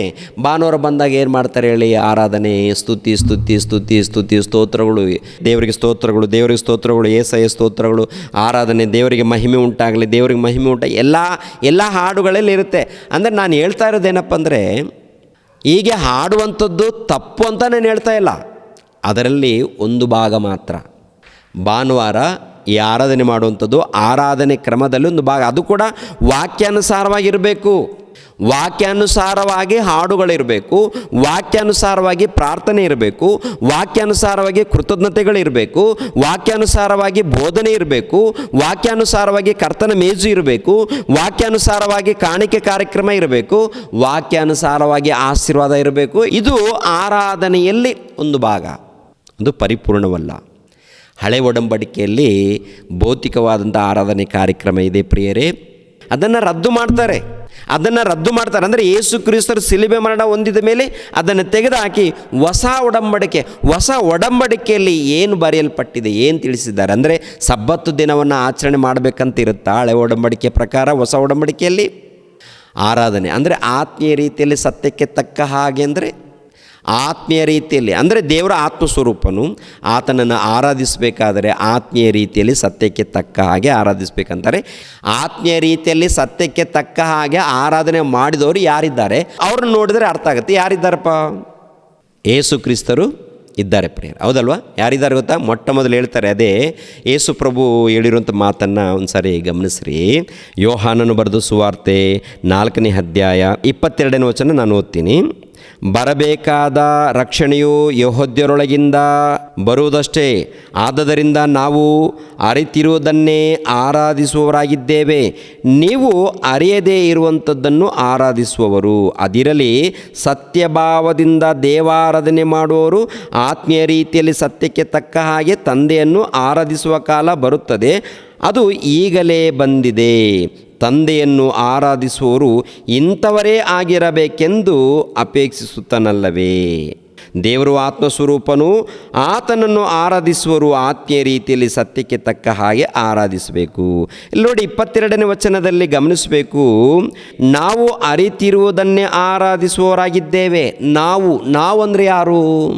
ಅಂದರೆ ಅದರಲ್ಲಿ ಯೇಸು ಕ್ರಿಸ್ತರು ಕೂಡ ಇದ್ದಾರೆ. ಇವು ಹೇಳುವಂಥ ಮಾತು ಗಮನಿಸಬೇಕು. ತಂದೆಯನ್ನು ಆರಾಧಿಸ್ತಾರಲ್ಲ, ಅರಿತಿರುವುದನ್ನು ಅಂದರೆ ತಿಳಿದದ್ದನ್ನು. ನೀವು ತಿಳಿಯದೇ ಇದ್ದದ್ದನ್ನು ಆರಾಧಿಸ್ತಾ ಇದ್ದೀರಾ, ನಾವು ತಿಳಿದದ್ದನ್ನು ಆರಾಧಿಸ್ತಾ ಇದ್ದೀವಿ. ಅಂದರೆ ನಾವು ಹೇಗೆ ಆರಾಧಿಸ್ತಿದ್ದೀವೋ ಅದು ದೇವರಿಗೆ ಇಷ್ಟವಾದಂಥ ಆರಾಧನೆ. ಅಲ್ಲಿ ಯೇಸುಪ್ರಭು ಹೇಳ್ತಾರೆ, ಇದರಲ್ಲಿ ನಾವು ಅಂದರೆ ಯೇಸುಪ್ರಭು ಕೂಡ ಇದ್ದಾರೆ. ಅಲ್ಲಿ ಯಾರಿದ್ದಾರೆ? ಯೇಸುಪ್ರಭು ತನ್ನನ್ನು ಕೂಡ ಸೇರಿಸ್ಕೊಂಡು ಹೇಳುವಂಥ ಮಾತು ಏನಪ್ಪ ಅಂದರೆ, ನಾವು ತಿಳಿದದ್ದನ್ನು ಆರಾಧನೆ ಮಾಡ್ತಾ ಇದ್ದೀವಿ, ನೀವು ತಿಳಿಯದೇ ಇರುವುದನ್ನು ಆರಾಧನೆ ಮಾಡ್ತಾ ಇದ್ದೀರಾ. ಅಂತ ಹೇಳ್ತಾರೆ. ಇವಾಗ ಯೇಸು ಕ್ರಿಸ್ತರು ಹೇಗೆ ಆರಾಧನೆ ಮಾಡಿದ್ದಾರೆ? ಎಲ್ಲಾದರೂ ಸ್ಥಳಕ್ಕೆ ಪ್ರಾಮುಖ್ಯತೆ ಕೊಟ್ಟಿದ್ದಾರಾ? ಎಲ್ಲಾದರೂ ವಸ್ತುಗಳಿಗೆ ಪ್ರಾಮುಖ್ಯತೆ ಕೊಟ್ಟಿದ್ದಾರಾ? ವಸ್ತುಗಳು, ಸ್ಥಳಗಳು ಇದು ಯಾವುದಕ್ಕೂ ಇಲ್ಲ ಪ್ರಿಯರೇ. ಅಂದರೆ ಹಳೆ ಒಡಂಬಡಿಕೆಯಲ್ಲಿ ನೋಡ್ತೀವಲ್ವಾ, ಅದು ಯಾವುದು ಕಾಣ್ತಾ ಇಲ್ಲ ಏನ್ರಿ. ಈ ದೇಹನೇ ದೇವರಿಗೆ ಆಲಯ ಅಂತ ಹೇಳ್ತಾರೆ. ಯೇಸು ಕ್ರಿಸ್ತರ ದೇಹವು ದೇವರಿಗೆ ಆಲಯ ಆಗಿದೆಯಾ? ಹೌದಲ್ವಾ? ಯೋಹಾನನು ಬರೆದ ಸುವಾರ್ತೆ 2ನೇ ಅಧ್ಯಾಯ 19ನೇ ವಚನ, ಈ ದೇವಾಲಯವನ್ನು ಕೆಡವಿರಿ, ನಾನು 3 ದಿನಗಳಲ್ಲಿ ಅದನ್ನು ಎಬ್ಬಿಸುವೆನು ಅಂದನು. ಅದಕ್ಕೆ ಯೆಹೂದ್ಯರು, ಈ ದೇವಾಲಯವನ್ನು ಕಟ್ಟುವುದಕ್ಕೆ 46 ವರ್ಷ ಹಿಡಿಯಿತು, ನೀನು 3 ದಿನದಲ್ಲಿ ಅದನ್ನು ಎಬ್ಬಿಸುವೆಯೋ ಅಂದರು. ಆದರೆ ಆತನು ತನ್ನ ದೇಹವೆಂಬ ದೇವಾಲಯ ವಿಷಯವಾಗಿ ಆ ಮಾತನ್ನು ಹೇಳಿದನು. ಅಂದರೆ ಯೇಸು ಕ್ರಿಸ್ತರು ಹೇಳಿರುವಂಥ ಮಾತೇನು ಗೊತ್ತಾ? ತನ್ನ ದೇಹವೆಂಬ ದೇವಾಲಯ. ಅಂದರೆ ಯೇಸು ಕ್ರಿಸ್ತರ ದೇಹ ದೇವರಿಗೆ ಏನಾಗಿದೆ? ಆಲಯ. ದೇವರಿಗೆ ಯೇಸು ಕ್ರಿಸ್ತರ ದೇಹ ದೇವರಿಗೆ ಆಲಯ. ಅದಕ್ಕೆ ಯೇಸು ಪ್ರಭು ಹೇಳುತ್ತ ಮಾತೇನಪ್ಪ ಅಂತ ನೋಡುವಾಗ, ತಂದೆ ನೀವು ನನ್ನಲ್ಲಿಯೂ ನಾನು ನಿನ್ನಲ್ಲಿಯೂ ಇರೋ ಪ್ರಕಾರ ಇವರೆಲ್ಲರೂ ಕೂಡ ನಮ್ಮಲ್ಲಿ ಇರಬೇಕು, ಒಂದಾಗಿರಬೇಕು ಅಂತ ಹೇಳ್ತಾರೆ. ತಂದೆ ನೀವು ನನ್ನಲ್ಲಿದ್ದೀರಾ, ನಾನು ನಿನ್ನಲ್ಲಿದ್ದೀನಿ, ಅಂದರೆ ಈ ದೇಹ ನಿಮಗೆ ಆಲಯ ಅಂಥೇಳಿ ಈ ದೇಹದ ಮೂಲಕ ಯೇಸು ಕ್ರಿಸ್ತರು ದೇವರನ್ನು ಮಹಿಮೆಪಡಿಸಿದ್ದಾರಾ? ದೇವರ ಚಿತ್ತವನ್ನು ನೆರವೇರಿಸಿದ್ದಾರಾ? ದೇವರನ್ನು ಮಹಿಮೆಪಡಿಸಿದ್ದಾರಾ? ಹೇಗೆ ಮಹಿಮೆಪಡಿಸಿದ್ದಾರೆ? ಯೇಸು ಕ್ರಿಸ್ತರು ತಮ್ಮ ದೇಹದ ಮೂಲಕ ಮಹಿಮೆ ಅಂದಾಗ ಏನ್ರಿ? ಪ್ರಾರ್ಥನೆ ಮೂಲಕ ದೇವರನ್ನು ಘನಪಡಿಸ್ತಾರೆ, ಹಾಡುಗಳ ಮೂಲಕ ದೇವರನ್ನು ಘನಪಡಿಸ್ತಾರೆ, ಕ್ರಿಯೆಗಳ ಮೂಲಕ ದೇವರನ್ನು ಘನಪಡಿಸ್ತಾರೆ. ಅಂದರೆ ದೇವರ ಚಿತ್ತವನ್ನು ನೆರವೇರಿಸ್ತಾರೆ, ದೇವರನ್ನು ಮಹಿಮೆ ಪಡಿಸುವಂಥದ್ದು. ನೋಡಿ, ಯೋಹಾನನು ಬರೆದ ಸುವಾರ್ತೆ 17ನೇ ಅಧ್ಯಾಯ 4ನೇ ವಚನ, ಮಾಡಬೇಕೆಂದು ನೀನು ನನಗೆ ಕೊಟ್ಟ ಕೆಲಸವನ್ನು ನಾನು ನೆರವೇರಿಸಿ ನಿನ್ನನ್ನು ಭೂಲೋಕದಲ್ಲಿ ಮಹಿಮೆಪಡಿಸಿದೆನು. ತಂದೆ, ಭೂಲೋಕದಲ್ಲಿ ನಿಮ್ಮನ್ನು ಮಹಿಮೆಪಡಿಸಿದ್ದೀನಿ, ನಿಮ್ಮನ್ನು ಘನಪಡಿಸಿದ್ದೀನಿ, ನಿಮ್ಮನ್ನು ಕೊಂಡಾಡಿದ್ದೀನಿ, ನಿಮ್ಮನ್ನು ಆರಾಧಿಸಿದ್ದೀನಿ, ನಿಮ್ಮ ಚಿತ್ತವನ್ನು ನೆರವೇರಿಸಿದ್ದೀನಿ. ಹೇಗೆ ಅಂದರೆ ತಮ್ಮ ಜೀವಿತದ ಮೂಲಕ. ಏನ್ರಿ ಯೇಸು ಕ್ರಿಸ್ತರು ಪ್ರಾರ್ಥನೆ ಮಾಡಿದ್ದಾರಾ? ಪ್ರಾರ್ಥನೆ, ಪ್ರತಿನಿತ್ಯ ಪ್ರಾರ್ಥನೆ ಪ್ರಿಯರೇ, ಪ್ರತಿನಿತ್ಯ ಪ್ರಾರ್ಥನೆಯಲ್ಲಿದ್ದಾರೆ, ಪ್ರತಿನಿತ್ಯ ಧ್ಯಾನದಲ್ಲಿದ್ದಾರೆ. ಭೂಲೋಕದಲ್ಲಿ ಒಬ್ಬ ಶರೀರಧಾರಿಯಾಗಿ ಬಂದಾಗ ಪ್ರಿಯರಾದ ದೇವರ ಮಕ್ಕಳಿರ ಮಾದರಿಯಾಗಿ ಜೀವಿಸಿದ್ದಾರೆ. ಅಂದರೆ ಈ ಲೋಕಕ್ಕೆ ಹೀಗೆ ನಡೆದುಕೊಳ್ಳಬೇಕು ಅಂತ ಜೀವಿಸಿದ್ದಾರೆ ಪ್ರಿಯರೇ. ಅದೇ ಪ್ರಕಾರ ಅಪೊಸ್ತಲರು ಕೂಡ ಪ್ರಿಯರಾದ ದೇವರ ಮಕ್ಕಳಿರ ತಮ್ಮ ದೇಹದ ಮೂಲಕ ದೇವರನ್ನು ಘನಪಡಿಸಿದ್ದಾರೆ, ದೇವರನ್ನು ಮಹಿಮೆಪಡಿಸಿದ್ದಾರೆ, ದೇವರನ್ನು ಕೊಂಡಾಡಿದ್ದಾರೆ. ಒಂದು ಸ್ಥಳಕ್ಕೆ ಅವರು ಪ್ರಾಮುಖ್ಯತೆ ಕೊಡಲಿಲ್ಲ. ಏನ್ರಿ? ದೇವರ ಆಲಯ ನೋಡುವಾಗ ಯೇಸು ಕ್ರಿಸ್ತರ ದೇಹ, ದೇವರ ಆಲಯ ನೋಡುವಾಗ ಯೇಸು ಕ್ರಿಸ್ತರ ದೇಹದಲ್ಲಿ ಸೇರಿಸಲ್ಪಟ್ಟಂಥ ಪ್ರತಿಯೊಬ್ಬರು ಕೂಡ ದೇವರಿಗೆ ಆಲಯವಾಗ್ತಾರೆ. ಅಂದರೆ ಟೋಟಲ್ ದೇವರಿಗೆ ಆಲಯ ಏನಪ್ಪ ಅಂತ ನೋಡುವಾಗ ದೇವರ ಸಭೆ ದೇವರಿಗೆ ಆಲಯ, ದೇವರ ಸಭೆ ದೇವರಿಗೆ ಮನೆ. ನೋಡಿ, ಒಂದು ಸಾರಿ ತಿಮೋತಿಯನಿಗೆ ಬರೆದ 1ನೇ ಪತ್ರಿಕೆ 3ನೇ ಅಧ್ಯಾಯ 14ನೇ ವಚನವನ್ನು ನೋಡಿ ಪ್ರಿಯರೇ, ಬೇಗನೆ ನಿನ್ನ ಬಳಿಗೆ ಬರುವನೆಂದು ನನಗೆ ನಿರೀಕ್ಷೆ ಉಂಟು. ಆದರೆ ಒಂದು ವೇಳೆ ನಾನು ತಡ ಮಾಡಿದರೂ ದೇವರ ಮನೆಯಲ್ಲಿ ಅಂದರೆ ದೇವರ ಮಂದಿರದಲ್ಲಿ, ಅಂದರೆ ಜೀವ ಸ್ವರೂಪನಾದ ದೇವರ ಸಭೆಯಲ್ಲಿ. ದೇವರ ಮನೆ ಅಂದರೆ ದೇವರ ಆಲಯ. ದೇವರ ಆಲಯ ಯಾವುದು? ಜೀವ ಸ್ವರೂಪನಾದ ದೇವರ ಸಭೆ. ಅಂದರೆ ದೇವರ ಸಭೆ ಅಂದರೆ ಯಾವುದು ಹೇಳಿ ಪ್ರಿಯರೇ? ದೇವರ ಸಭೆ ಅಂದರೆ ದೇವರ ಚರ್ಚು, ಯೇಸು ಕ್ರಿಸ್ತನ ಚರ್ಚು. ಯೇಸು ಕ್ರಿಸ್ತನ ಚರ್ಚ್ ಅಂದರೆ ಯಾವುದು? ದೇವರ ಸಭೆ. ದೇವರ ಸಭೆ ಅಂದರೆ ಮಕ್ಕಳು, ಅಂದರೆ ಭಕ್ತರು. ಇವತ್ತು ಏನು ತೋರಿಸಿದ್ದಾರೆ ಹೇಳಿ ಪ್ರಿಯರಾದ ದೇವರ ಮಕ್ಕಳಿರ? ದೇವರ ಚರ್ಚ್ ಅಂದರೆ ಯಾವುದಕ್ಕೆ ತೋರಿಸ್ತಾರೆ? ಮನುಷ್ಯರು ಕಟ್ಟಿರುವಂಥ ಕಟ್ಟಡಗಳಿಗೆ ತೋರಿಸ್ತಾರೆ. ಕಟ್ಟಡಗಳನ್ನು ತೋರಿಸಬಾರ್ದಾ? ತೋರಿಸಿದರೆ ಪಾಪವಾಗುತ್ತಾ? ದೇವರ ಸಭೆ ಎಂಬ ಚರ್ಚು ಕೂಡುವಂಥ ಸ್ಥಳ ಅದು. ನಿಜವಾದ ದೇವರ ಮಂದಿರ, ದೇವರ ಆಲಯ ಯಾವುದಪ್ಪ ಅಂತ ನೋಡುವಾಗ ದೇವರ ಭಕ್ತರು. ಹಳೆ ಒಡಂಬಡಿಕೆಯಲ್ಲಿ ಒಂದು ಸ್ಥಳ, ಹೊಸ ಒಡಂಬಡಿಕೆಯಲ್ಲಿ ಭಕ್ತರು. ಹಳೆ ಒಡಂಬಡಿಕೆಯಲ್ಲಿ ಒಂದು ದಿನ ಆರಾಧನೆ ಮಾಡೋದಕ್ಕೆ, ಹೊಸ ಒಡಂಬಡಿಕೆಯಲ್ಲಿ ಪ್ರಿಯರಾದ ದೇವರ ಮಕ್ಕಳಿರ ಪ್ರತಿನಿತ್ಯ ದೇವರನ್ನು ಆರಾಧಿಸಬೇಕು, ಪ್ರತಿನಿತ್ಯ ದೇವರನ್ನು ಆರಾಧಿಸಬೇಕು. ಇದು ಅರ್ಥ ಆಗ್ತಾಯಿಲ್ಲ ಯಾರಿಗೆ? ಒಂದು ದಿನ ಅಂತೇಳಿ ಈ ಹಳೆ ಒಡಂಬಡಿಕೆಯಲ್ಲಿ ಆಚಾರ ಇದೆಯಲ್ಲ, ಅವರಿಗೆ ಶನಿವಾರ ಕೊಟ್ಟಿದ್ದಾರೆ, ನಮಗೆ ಭಾನುವಾರ ಯಾಕೆ? ಯೇಸು ಕ್ರಿಸ್ತರು ಸಮಾಧಿ ಮಾಡಲ್ಪಟ್ಟು ಎದ್ದು ಬರ್ತಾರಲ್ಲ, ಆದ್ದರಿಂದ ಭಾನುವಾರ ಅಂತೇಳಿ ಫಿಕ್ಸ್ ಆಗಿದ್ದಾರೆ. ಶನಿವಾರ ಮಾಡಿದ್ರೆ ಬೇಡ ಅಂತಾರ, ಸೋಮವಾರ ಮಾಡಿದ್ರೆ ಬೇಡ ಅಂತಾರ. ಪ್ರತಿನಿತ್ಯ ಮಾಡಿದ್ರೆ ಬೇಡ ಬೇಡ ಬೇಡ ಬೇಡ ಭಾನುವಾರೇ ಮಾಡಿರಿ ಅಂತಾರೆ. ಇವತ್ತು ಮಾಡೋದು ಬೇಡ ಬೇಡ. ಕೆಲವರು ಅಂತಾರೆ ಪ್ರೇಯರೇ, ಬೇರೆ ವಾರ ಮಾಡಿದ್ರೆ ಅದು ಪಾಪ ಅಂತಾರೆ ಪ್ರೇಯರೇ. ಪಾಪ ಎಲ್ಲಿದೆ ಈ ವಾಕ್ಯ ಎಲ್ಲಿದೆ? ಇವರು ಹೊಸದಾಗಿ ಹುಟ್ಟಿಸ್ಕೊಂಡಿದ್ದಾರೆ. ಒಂದು ವೇಳೆ ಬೇರೆ ದಿನ ಆರಾಧನೆ ಮಾಡೋದು ಪಾಪ ಅಂದುಕೊಂಡ್ರೆ ನೀವು ಇನ್ನೂ ಪರಿಪೂರ್ಣರಾಗಿ ಆಗಿಲ್ಲ ಅಂತ ಅರ್ಥ. ಪರಿಪೂರ್ಣದಲ್ಲಿ ಬರ್ತಾ ಇಲ್ಲ ಅಂತ ಅರ್ಥ. ಇನ್ನು ಎಳೆ ಮಕ್ಕಳು ಹಾಲು ಕುಡಿತಾರಲ್ಲ, ಇನ್ನೂ ಹಾಲು ಕುಡಿಯೋ ಲೆಕ್ಕದಲ್ಲಿದ್ದಾರಂತ ಅರ್ಥ. ಇಂಥವ್ರು ಬಹಳ ಮಂದಿ ಇದ್ದಾರೆ. ನೀವು ಜಾಗ್ರತೆಯಿಂದ ಇರಬೇಕು. ಯಾಕೆಂದರೆ ಕುರಿಗಳ ವೇಷ ಹಾಕಿಕೊಂಡು ಬಂದು ಒಬ್ಬೊಬ್ಬರನ್ನ ಇಟ್ಕೊಂಡು ಹೋಗ್ತಾರೆ. ಏನ್ರಿ, ಕುರಿಗಳನ್ನು ನುಂಗೋದಕ್ಕೆ. ನಮ್ಮ ಹತ್ರ ಏನಪ್ಪ ಅಂದರೆ ಕುರಿಗಳಂದರೆ ದೇವರಿಗೆ ಒಳಪಟ್ಟು ದೇವರಿಗೆ ವಿಧೇಯರಾಗಿ ಆತ್ಮಿಕವಾದಂಥ ಕುರಿಗಳಾಗಿ ಜೀವಿಸಿರಂತೇಳಿ ಜ್ಞಾನದಿಂದ ಬೆಳೆಸುವಾಗ ಕೆಲವರು ಈ ತೋಳಗಳು ಕುರಿಗಳ ವೇಷ ಹಾಕಿಕೊಂಡು ಈ ಕುರಿಗಳನ್ನು ನುಂಗೋದಕ್ಕೆ ಬರ್ತಾ ಇರ್ತವೆ. ಅದಕ್ಕೆ ಕುರಿಗಳ ಬಳಿಯಲ್ಲಿ ಬಹಳ ಪ್ರಯತ್ನ ಮಾಡ್ತಾರೆ. ಇನ್ನು ಲೋಕದಲ್ಲಿ ಜನ ಇರ್ತಾರೆ ಲೋಕದಲ್ಲಿ ಜನಗಳ ಮಧ್ಯದಲ್ಲಿ ಹೋಗೋದಕ್ಕೆ ಧೈರ್ಯ ಇರಲ್ಲ. ಲೋಕದಲ್ಲಿ ಅಲ್ಲೆಲ್ಲಿ ಹೋಗೋದಕ್ಕೆ ಸುವಾರ್ತೆ ಮಾಡೋದಕ್ಕೆ ಧೈರ್ಯ ಇರಲ್ಲ. ಯಾರೋ ಸಂಪಾದನೆ ಮಾಡಿರ್ತಾರೆ, ಯಾರೋ ಒಂದು ದಾರಿ ತೋರಿಸಿರ್ತಾರಲ್ಲ, ಅಲ್ಲೇ ತಿನ್ನೋದಕ್ಕೆ, ಅಲ್ಲೇ ಕುಡಿಯೋದಕ್ಕೆ, ಅಲ್ಲೇ ನುಂಗೋದಕ್ಕೆ ಬರ್ತಾ ಇರ್ತಾರೆ. ಅಂದರೆ ಅರ್ಥ ಮಾಡ್ಕೊಳ್ಬೇಕು ಪ್ರಿಯರ ದೇವ್ರ ಮಕ್ಕಳಿರ, ನಾವು ಪರಿಪೂರ್ಣವಾದಂಥ ಜ್ಞಾನದಲ್ಲಿ ಹೋಗಬೇಕು. ದೇವರ ಜ್ಞಾನದಲ್ಲಿ ಪರಿಪೂರ್ಣವಾದಂಥ ಭಕ್ತಿಯಲ್ಲಿ ಅಭಿವೃದ್ಧಿ ಆಗಬೇಕು. ಅಭಿವೃದ್ಧಿ ಆಗಬೇಕಂದ್ರೆ ಪ್ರಿಯರಾದ ದೇವರ ಮಕ್ಕಳಿರ ಆಲೋಚನೆ ಮಾಡಿ ಏನ್ರಿ, ದೇವರನ್ನು ಘನಪಡಿಸ್ಬೇಕು, ದೇವರನ್ನು ಮಹಿಮೆ ಪಡಿಸ್ಬೇಕು, ದೇವರನ್ನು ಆರಾಧಿಸಬೇಕು. ಒಂದು ದಿನ ಒಂದು ವಾರ ಅಲ್ಲ, ಪರಿಪೂರ್ಣವಾದಂಥ ಆರಾಧನೆ ಬಗ್ಗೆ ಒಂದು ವಚನ ತೋರಿಸ್ತೀನಿ ಪ್ರಿಯರೇ. ಯಾಕೆಂದರೆ ಇನ್ನೂ ಬಹಳ ವಚನಗಳಿದೆ, ಇನ್ನು ಬಹಳ ವಚನಗಳಿದೆ, ಬಹಳ ವಿಷಯಗಳಿದೆ. ಮತ್ತು ಇದು 2ನೇ ಭಾಗ ಮಾತಾಡ್ತೀನಿ. ಇವಾಗ ಇನ್ನೊಂದು ವಚನ ತೋರಿಸಿ, ರೋಮಾಪುರದವರಿಗೆ ಬರೆದ ಪತ್ರಿಕೆ 12ನೇ ಅಧ್ಯಾಯ 1ನೇ ವಚನ. ಆದದರಿಂದ ಸಹೋದರರೇ, ದೇವರ ಕನಿಕರವನ್ನು ನಿಮ್ಮ ನೆನಪಿಗೆ ತಂದು ನಿಮ್ಮನ್ನು ಬೇಡಿಕೊಳ್ಳುವುದೇನೆಂದರೆ, ನೀವು ನಿಮ್ಮ ದೇಹಗಳನ್ನು ದೇವರಿಗೆ ಮೀಸಲಾಗಿಯೂ ಮೆಚ್ಚುಗೆಯಾಗಿಯೂ ಇರುವ ಸಜೀವ ಯಜ್ಞವಾಗಿ ಅರ್ಪಿಸಿರಿ. ಇದೇ ನಿಮ್ಮ ವಿವೇಕಪೂರ್ವಕವಾದ ಆರಾಧನೆ. ಇದು ಹೇಗೆ ಮಾಡ್ತೀರಾ ಪ್ರಿಯರೇ? ಭಾನುವಾರ ಒಂದೇ ಮಾಡ್ತೀರಾ? ಭಾನುವಾರ ಏನು ನಡೀತಾ ಇದೆ ಹೇಳಿ ಪ್ರಿಯರೇ? ಅಂದರೆ ಭಾನುವಾರ ಇದು ನಡೆಯುತ್ತಾ? ನೀವು ನಿಮ್ಮ ದೇಹಗಳನ್ನು ದೇವರಿಗೆ ಮೀಸಲಾಗಿಯೂ ಮೆಚ್ಚುಗೆಯಾಗಿಯೂ ಇರುವ ಸಜೀವ ಯಜ್ಞವಾಗಿ ಅರ್ಪಿಸಿರಿ. ಇದೇ ನಿಮ್ಮ ವಿವೇಕಪೂರ್ವಕವಾದ ಆರಾಧನೆ. ಸಜೀವವಾಗಿ ಯಾರು ಅರ್ಪಣೆ ಮಾಡಿದ್ದಾರೆ? ಯೇಸು ಕ್ರಿಸ್ತರು, ಹೌದಲ್ವಾ? ಅಂದರೆ ಈ ಲೋಕದಲ್ಲಿ ತನ್ನ ದೇಹವನ್ನು ಪರಿಶುದ್ಧವಾಗಿ ಇಟ್ಕೊಂಡಿದ್ದಾರೆ, ನೀತಿಯಿಂದ ಭಕ್ತಿಯಿಂದ ಜೀವಿಸಿದ್ದಾರೆ, ಮಾದರಿ ತೋರಿಸಿದ್ದಾರೆ, ಹೌದಲ್ವಾ? ಯೇಸು ಕ್ರಿಸ್ತರು ಮಾದರಿ ತೋರಿಸಿದ್ದಾರೆ. ಅದೇ ಪ್ರಕಾರ ಅಪೋಸ್ತಲರು ಕೂಡ ಮಾದರಿ ತೋರಿಸಿದ್ದಾರೆ ಇಲ್ವಾ? ಅದೇ ಪ್ರಕಾರ ಅಪೋಸ್ತಲಾಗಿರುವಂಥ ಪೌಲನು ಕೂಡ ಮಾದರಿ ತೋರಿಸಿದ್ದಾನೆ ಇಲ್ವಾ? ಮಾದರಿ ತೋರಿಸಿರುವಂಥ ಆತನ ಹೇಳುವಂಥ ಮಾತಿನಪ್ಪ ಅಂತ ನೋಡುವಾಗ, ನಿಮ್ಮ ದೇಹಗಳನ್ನು ದೇವರಿಗೆ ಮೀಸಲಾಗಿಟ್ಬಿಡಿ. ಅಂದರೆ ನಿಮ್ಮ ದೇಹ ದೇವರಿಗೆ ಮೀಸಲಾಗಿ ಕೊಟ್ಬಿಡಿ. ಮೀಸಲಾಗಿ ಅಂದರೆ ಅರ್ಥ ಏನಪ್ಪ ಅಂದರೆ ದೇಹ ಪರಿಶುದ್ಧವಾಗಿರಬೇಕು. ಈ ದೇಹ ಪರಿಶುದ್ಧವಾಗಿರಬೇಕು, ದೇವ್ರಿಗೆ ಕೊಡಬೇಕು. ಇವಾಗ ನೋಡಿ, ನಾವು ದೇವರನ್ನು ನಂಬದೇ ಇದ್ದಾಗ ಕೆಲವು ನಮ್ಮ ಮನೆಯಲ್ಲಿ ಆಚಾರಗಳಿರ್ತಾಯಿತ್ತು.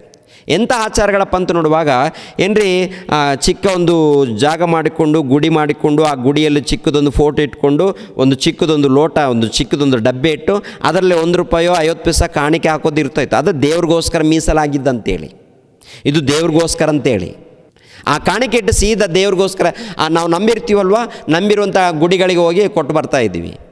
ಇವಾಗ ಈ ದೇಹ ಏನು ಮಾಡಬೇಕು? ದೇವರಿಗೆ ಮೀಸಲಾಗಿ ಕೊಡಬೇಕು. ಮೀಸಲಾಗಿ ಕೊಡುವಂಥದ್ದು ಇದು ಪ್ರಿಯರ ದೇವ್ರ ಮಕ್ಕಳಿಗೆ ಗಮನಿಸಬೇಕು. ನೀವು ನಿಮ್ಮ ದೇಹಗಳನ್ನು ದೇವರಿಗೆ ಮೀಸಲಾಗಿಯೂ ಮೆಚ್ಚುಗೆಯಾಗಿಯೂ ಇರುವ ಸಜೀವ ಯಜ್ಞವಾಗಿ ಅರ್ಪಿಸಿರಿ ಅಂತ ಹೇಳ್ತಾರೆ. ಸಜೀವವಾಗಿ ಅರ್ಪಿಸಿರಿ ಅಂದರೆ ಪ್ರಿಯರೇ, ನಿಮ್ಮ ದಿನಗಳು, ನಿಮ್ಮ ಕಾಲಗಳು, ನಿಮ್ಮ ಜೀವಿತ, ನಿಮ್ಮ ಶ್ರಮೆ ಎಲ್ಲ ಕೂಡ ಯಾರಿಗೋಸ್ಕರ ಇರಬೇಕು ಗೊತ್ತಾ? ದೇವ್ರಿಗೋಸ್ಕರ ಇರಬೇಕು. ಭಾನುವಾರ ಒಂದು ದಿನ ಬಂದೆ, ಸ್ತುತಿ ಹಾಡು ಹಾಡಿದೆ, ಪ್ರಾರ್ಥನೆ ಮಾಡಿದೆ, ಹಲ್ಲೆಲೂಯಾ ಹೇಳಿದೆ, ಆಮೇಲೆ ಮತ್ತೆ ಲೋಕದಲ್ಲಿ ಹೋದೆ, 24 ಗಂಟೆ ಕೆಲಸ ಮಾಡಿದೆ, ಆ ಕಡೆ ಈ ಕಡೆ ತಿರುಗಾಡಿದೆ, ಅನೇಕ ಸುಳ್ಳು ಮಾತುಗಳು, ಅನೇಕ ಜಾರತ್ವ, ಅನೇಕ ತಪ್ಪು ಕಾರ್ಯಕ್ರಮಗಳು ಎಲ್ಲ ಮಾಡಿ ಮತ್ತೆ ಭಾನುವಾರ ಬಂದು ನಾನು ದೇವರನ್ನು ಆರಾಧನೆ ಮಾಡ್ತೀನಿ ಅಂದರೆ ಅದು ಆರಾಧನೆನಾ? ಆರಾಧನೆಯಲ್ಲಿ ಒಂದು ಭಾಗಪ್ಪ ಪುಟಾಣಿ, ಆರಾಧನೆಯಲ್ಲಿ ಒಂದು ಭಾಗ. ಸಂಪೂರ್ಣ ಆಗಲ್ಲ. ಅದು ಸಂಪೂರ್ಣ ಆಗಬೇಕಾದ್ರೆ, ಸಂಪೂರ್ಣವಾದಂಥ ಆರಾಧನೆ ಆಗಬೇಕಾದ್ರೆ ಪ್ರತಿನಿತ್ಯ ನೀನು ದೇವರಲ್ಲಿರಬೇಕು, ಪ್ರತಿನಿತ್ಯ ದೇವರಲ್ಲಿರಬೇಕು, ಪ್ರತಿನಿತ್ಯ ದೇವರ ಸೇವೆಯಲ್ಲಿರಬೇಕು, ಸುವಾರ್ತೆಗೆ ಹೋಗಬೇಕು, ಸುವಾರ್ತೆ ಮಾಡಬೇಕು, ಪ್ರಾರ್ಥನೆಗೆ ಹೋಗಬೇಕು, ಅನೇಕರನ್ನು ಬಲಪಡಿಸಬೇಕು, ಅನೇಕರನ್ನು ದೇವರ ಮಾರ್ಗದಲ್ಲಿ ನಡೆಸಬೇಕು. ನಿನ್ನ ಕಷ್ಟ, ನಿನ್ನ ಜೀವಿತ, ನಿನ್ನ ಆರೋಗ್ಯ ದೇವ್ರಿಗೋಸ್ಕರ ಪಣವಾಗಿಡಬೇಕು. ಅದು ಆರಾಧನೆ ಆಗುತ್ತೆ. ಅದು ಯೇಸು ಕ್ರಿಸ್ತರು ಮಾಡಿದ್ದಾರೆ, ಅದು ಅಪೋಸ್ತಲರು ಮಾಡಿದ್ದಾರೆ, ಅದು 1ನೇ ಶತಮಾನದಲ್ಲಿ ಅಪೋಸ್ತಲಾಗಿರುವಂಥ ಪೌಲನು ಮಾಡಿದ್ದಾರೆ, ನಿಜವಾದ ಭಕ್ತರವ್ರು ಮಾಡಿದ್ದಾರೆ. ನಾವು ಏನು ಮಾಡ್ತಿದ್ದೆ? ಕೇವಲ ಭಜನೆಗಳು ಮಾತ್ರ. ಭಾನುವಾರ ಬಂತು, ಅಲ್ಲೆಲೂಯ, ದೇವ್ರಿಗೆ ಸ್ತೋತ್ರವಾಗಲಿ, ಸ್ವಲ್ಪ ಕಾಣಿಕೆ ತೊಗೊಳ್ರಿ, ನಿಮ್ಮ ಆಶೀರ್ವಾದ ಕೊಡ್ರಿ, ಮುಂದಿನ ವಾರ ಬರ್ತೀವಿ, ನಿಮ್ಮ ಕೆಲಸ ನಿಮ್ಮದು, ನಮ್ಮ ಕೆಲಸ ನಮ್ಮದು, ಜೈ ಅಂತ ಹೋಗ್ತಾ ಇರ್ತೀವಿ. ಇದು ಆರಾಧನೆ ಅಂತಾರೆ. ಯಾರಾದರೂ ದೇವ್ರು ಒಪ್ತಾರೆ ಇದನ್ನು? ನೀವು ಹೇಳ್ಬೇಕು, ಬುದ್ಧಿವಂತರು ಹೇಳ್ಬೇಕು. ಯಾರಾದರೂ ಇದು ಒಪ್ತಾರೆ ಬ್ರದರ್, ಭಾನುವಾರ ಬಂದರೆ ಒಪ್ತಾರೆ ಬ್ರದರ್ ಅಂತಂದರೆ ನಿಮ್ಮಷ್ಟು ಅವಿವೇಕಿಗಳು ಇನ್ನೊಬ್ಬರು ಇರಲ್ಲ. ಪರಿಪೂರ್ಣವಾದಂಥ ಆರಾಧನೆ ಆಗಲ್ಲ. ನಿನ್ನ ಪೂರ್ಣ ಹೃದಯದಿಂದ, ಪೂರ್ಣ ಪ್ರಾಣದಿಂದ, ಪೂರ್ಣ ಶಕ್ತಿಯಿಂದ ನಿನ್ನ ದೇವರನ್ನು ಪ್ರೀತಿಸ್ಬೇಕಂತ ಹೇಳ್ತಾರಲ್ಲ. ಪೂರ್ಣ ಹೃದಯ ಅಂದರೆ ಅಲ್ಲಿ ಬೆಳಿಬೇಕು. ಪೂರ್ಣ ಹೃದಯ ಆಗ್ತಾಯಿಲ್ಲ, ಮತ್ತು ಬೆಳಿ, ಮತ್ತು ಡೆವಲಪ್ ಆಗು, ಆತ್ಮಿಕವಾಗಿ ಡೆವಲಪ್ ಆಗಪ್ಪ. ಆಗಮ್ಮ, ಈ ಕಡೆ ಆ ಕಡೆ ತಿರುಗಾಡೋದಲ್ಲಮ್ಮ. ಈ ಕಡೆ ಆ ಕಡೆ ತಿರುಗಾಡಿ ಚಾಡಿಗಳನ್ನು ಹೇಳ್ಕೊಂಡು ಆ ಕಡೆ ಈ ಕಡೆ ಸುತ್ತಾಡಿ ಅದಲ್ಲ. ದೇವ್ರಿಗೋಸ್ಕರ ದೇವರ ಸೇವೆ ಅಂದರೆ ಏನು ಅಂದ್ಕೊಂಡಿದ್ದೀರಾ? ದೇವರ ಸೇವೆ ಅಂದರೆ ಏನು ಅಂದ್ಕೊಂಡಿದ್ದೀರಾ? ಆರಾಧನೆ ಅಂದರೆ ಏನು ಅಂದ್ಕೊಂಡಿದ್ದೀರಾ? ಆರಾಧನೆ ವರ್ಷಿಪ್, ಭಾನುವಾರ ಬಂತು ವರ್ಶಿಪ್ ಮಾಡೋಣ, ವರ್ಷಿಪ್ ಆರಾಧನೆ ಅದು 1 ನಿಮಿಷಪ್ಪ, ಅದು ಸ್ವಲ್ಪ ಮಾತ್ರ, ಅದು ಪರಿಪೂರ್ಣವಾಗಲ್ಲಪ್ಪ ಅಮ್ಮ, ಅದು ಪರಿಪೂರ್ಣವಾಗಲ್ಲ. ಅದು ಆರಾಧನೆಯಲ್ಲಿ ಒಂದು ಭಾಗ ಮಾತ್ರ. ಅದು ಆರಾಧನೆ ಅಲ್ಲ ಅಂತ ನಾನು ಹೇಳ್ತಾ ಇಲ್ಲ, ಆರಾಧನೆಯಲ್ಲಿ ಭಾಗ ಮಾತ್ರ. ಪರಿಪೂರ್ಣವಾಗಬೇಕಾದರೆ ಇನ್ನು ನಿನ್ನ ಜೀವಿತ, ನಿನ್ನ ಬದುಕು, ನಿನ್ನ ಹೃದಯ ಪರಿಶುದ್ಧವಾಗಿರಬೇಕು, ನಿನ್ನಲ್ಲಿ ದೃಢವಾದ ನಂಬಿಕೆ ಇರಬೇಕು, ಭಕ್ತಿ ಇರಬೇಕು, ಪ್ರಾರ್ಥನೆ ಇರಬೇಕು, ಆರಾಧನೆ ಇರಬೇಕು, ಕೆಲಸ ಇರಬೇಕು, ವಾಕ್ಯ ಓದಬೇಕು, ವಾಕ್ಯ ಹೇಳಬೇಕು, ಎಲ್ಲ ಇರುತ್ತೆ ರೀ. ಇದೆಯಾ? ಪ್ರಿಯರಾದ ದೇವ್ರ ಮಕ್ಕಳಿರ ಆಲೋಚನೆ ಮಾಡಿ ಪ್ರಿಯರೇ. ಇವೇನಪ್ಪ ಅಂದರೆ D2 ಡಿಪ್ಲೊಮೊ ಥಿಯಾಲಜಿ, ಸೆಕೆಂಡ್ ಇಯರ್ಗೆ ಸಂಬಂಧಪಟ್ಟಂಥ ಅಂಶ. ವಿದ್ಯಾರ್ಥಿಗಳು ರೆಡಿ ಆಗಬೇಕು. 2ನೇದಾಗಿ ಆತ್ಮೀಯರೆಲ್ಲರೂ ಕೂಡ ಕಲಿಯಬೇಕಾದಂಥ ಪಾಠ. ಇಂಥ ಪಾಠ ಕಲಿಯೋದಕ್ಕೆ ಯಾರಾದರೂ ರೆಡಿ ಇದ್ದಾರಾ ಪ್ರಿಯರೇ? ಎಲ್ಲರಿಗೇನು ಬೇಕು? ಲೋಕ ಬೇಕು, ಲೋಕದ ಆಶೀರ್ವಾದ ಬೇಕು, ಲೋಕದಲ್ಲಿ ಸಂಪಾದನೆ ಬೇಕು. ಲೋಕ ಅಂದರೆ ನಿನ್ನನ್ನು ತುಳಿದು ಹಾಕ್ತಾರೆ ಎನ್ನುವಂಥದ್ದು ಮರಿಬಾರ್ದು. ದೇವರು ತುಳಿದ್ರೆ ಒಂದೇ ಒಂದು ಕ್ಷಣದಲ್ಲಿ ಬೆಂಕಿಯ ಕೊಂಡಕ್ಕೆ ಹೋಗಬೇಕಾಗತ್ತೆ. ಸಹೋದರಿ ಜಾಗ್ರತೆ, ನಿಮ್ಮ ಭಕ್ತಿ ಜಾಗ್ರತೆ, ನಿಮ್ಮ ನಂಬಿಕೆ ಜಾಗ್ರತೆ. ಯಥಾರ್ಥವಾಗಿರಿ, ಎಲ್ಲಿದ್ದರೂ ಯಥಾರ್ಥವಾಗಿ ಜೀವಿಸಿ, ಎಲ್ಲಿದ್ದರೂ ನಂಬಿಕೆಯಿಂದ ಜೀವಿಸಿ, ಎಲ್ಲಿದ್ದರೂ ದೇವರನ್ನ ಪೂರ್ಣ ಹೃದಯದಿಂದ, ಪೂರ್ಣ ಭಕ್ತಿಯಿಂದ, ಪೂರ್ಣ ಶಕ್ತಿಯಿಂದ ದೇವರನ್ನು ಪ್ರೀತಿಸಿರಿ, ದೇವರನ್ನು ಆರಾಧಿಸಿರಿ. ಯಾಕೆಂದರೆ ನಿನ್ನ ತಂದೆ ಆತ, ನಿನಗೆ ಜನ್ಮ ಕೊಟ್ಟಂಥ ತಂದೆ ಆತನನ್ನು ಘನಪಡಿಸಿರಿ, ಆತನನ್ನು ಮಹಿಮೆ ಪಡಿಸಿರಿ. ಇನ್ನು ಉಳಿದಿರುವಂಥ ವಿಷಯವನ್ನು ಮತ್ತೆ ಮಾತಾಡ್ತೀನಲ್ವ ಪ್ರಿಯರೇ, ಅವತ್ತು ಹೇಳ್ತೀನಿ. ಓಕೆ, ದೇವರು ನಿಮ್ಮನ್ನು ನನ್ನನ್ನು ಆಶೀರ್ವದಿಸಲಿ. ಎಲ್ಲರೂ ತಲೆಬಾಗಿಸ್ರಿ ಪ್ರಿಯರೇ, ಪ್ರಾರ್ಥನೆ ಮಾಡಿ ಮುಗಿಸ್ತೀನಿ. ಸರ್ವವನ್ನು, ಸರ್ವಲೋಕವನ್ನು ಉಂಟು ಮಾಡಿರುವಂಥ ನಮ್ಮ ತಂದೆಯಾದ ದೇವರೇ, ನಿಮಗೆ ಸ್ತೋತ್ರಗಳು ತಂದೆ. ಪ್ರತಿನಿತ್ಯ ನಿಮ್ಮನ್ನು ಘನಪಡಿಸಬೇಕು, ಪ್ರತಿನಿತ್ಯ ನಿಮ್ಮನ್ನು ಆರಾಧಿಸಬೇಕು, ಪ್ರತಿನಿತ್ಯ ನಿಮ್ಮನ್ನು ಕೊಂಡಾಡಬೇಕು, ಪ್ರತಿನಿತ್ಯ ನಿಮ್ಮ ಸೇವೆಯಲ್ಲಿರಬೇಕು. ಹಾಗೆ ಇರುವಂತೆ ನಮ್ಮೆಲ್ಲರಿಗೂ ಸಹಾಯ ಮಾಡಿ ತಂದೆ. ವಾಕ್ಯಗಳನ್ನು ಕಲಿತುಕೊಳ್ಳುವಂಥ ನಿಮ್ಮ ಮಕ್ಕಳನ್ನು ಆಶೀರ್ವದಿಸಿ, ಎಲ್ಲರನ್ನು ಬಲಪಡಿಸಿ ತಂದೆ. ಅನಾರೋಗ್ಯದಲ್ಲಿದ್ದಂಥ ಮಕ್ಕಳನ್ನು ಕನಿಕರಿಸಿ ಕಾಪಾಡಿ. ಅದೇ ರೀತಿಯಲ್ಲಿ ಕಾರ್ಯಕ್ರಮದಗೋಸ್ಕರ ಪ್ರಯಾಸ ಪಡುವಂಥ ನಿಮ್ಮ ಮಗಳಿಗೋಸ್ಕರ, ನಿಮ್ಮ ಮಗನಿಗೋಸ್ಕರ ಪ್ರಾರ್ಥಿಸ್ತಾ ಇದ್ದೀನಿ ತಂದೆ. ಎಲ್ಲ ಮಕ್ಕಳನ್ನು ಆಶೀರ್ವದಿಸಿ, ವಿದ್ಯಾರ್ಥಿಗಳನ್ನು ಆಶೀರ್ವದಿಸಿ, ಸಭೆಯಲ್ಲಿದ್ದಂಥ ಎಲ್ಲ ನಿಮ್ಮ ಮಕ್ಕಳನ್ನು ಆಶೀರ್ವದಿಸಿ, ಈ ಕರ್ನಾಟಕದಲ್ಲಿ ಸತ್ಯವಾದ ಸುವಾರ್ತೆಯನ್ನು ಮನೆಗೆ ತಲುಪಿಸಬೇಕೆನ್ನುವಂಥದ್ದೇ ನಮ್ಮ ಆಲೋಚನೆ ತಂದೆ. ಅದು ನಿಮ್ಮ ಕೃಪೆ ಮೂಲಕನೇ ನೆರವೇರುತ್ತೆ ತಂದೆ. ನಾವು ಅಂದ್ಕೊಂಡ್ರೆ ಆಗಲ್ಲ ತಂದೆ, ಅದು ನಿಮ್ಮ ಕೃಪೆ ಬೇಕು, ನಿಮ್ಮ ಸಹಾಯ ಬೇಕು. ನಿಮ್ಮ ಸಹಾಯ ಇದ್ದರೆ ಅದು ನೆರವೇರುತ್ತೆ ತಂದೆ. ಅನೇಕರು ತಿಳ್ಕೊಳ್ಬೇಕು, ಅನೇಕರು ಸತ್ಯದ ಮಾರ್ಗದಲ್ಲಿ ಬರಬೇಕು ತಂದೆ. ಸಹಾಯ ಮಾಡಿ ನಡೆಸಿ ತಂದೆ. ಯೇಸು ಪವಿತ್ರ ನಾಮದಲ್ಲಿ ಬೇಡಿ ಹೊಂದಿದೆಯಪ್ಪ ತಂದೆಯೇ, ಆಮೇನ್. ನಮ್ಮ ತಂದೆಯಾದ ದೇವರ ಪ್ರೀತಿಯು, ನಮ್ಮ ರಕ್ಷಕನಾದ ಯೇಸು ಕ್ರಿಸ್ತರ ಕೃಪೆಯು, ಪವಿತ್ರ ಆತ್ಮನ ಅನ್ಯೋನ್ಯ ಸಹವಾಸವು ಸದಾಕಾಲ ದೇವರು ಜೊತೆಯಾಗಿದ್ದು ನಡೆಸಲಿ. ಆಮೇನ್. ಎಲ್ಲರಿಗೂ ವಂದನೆಗಳು.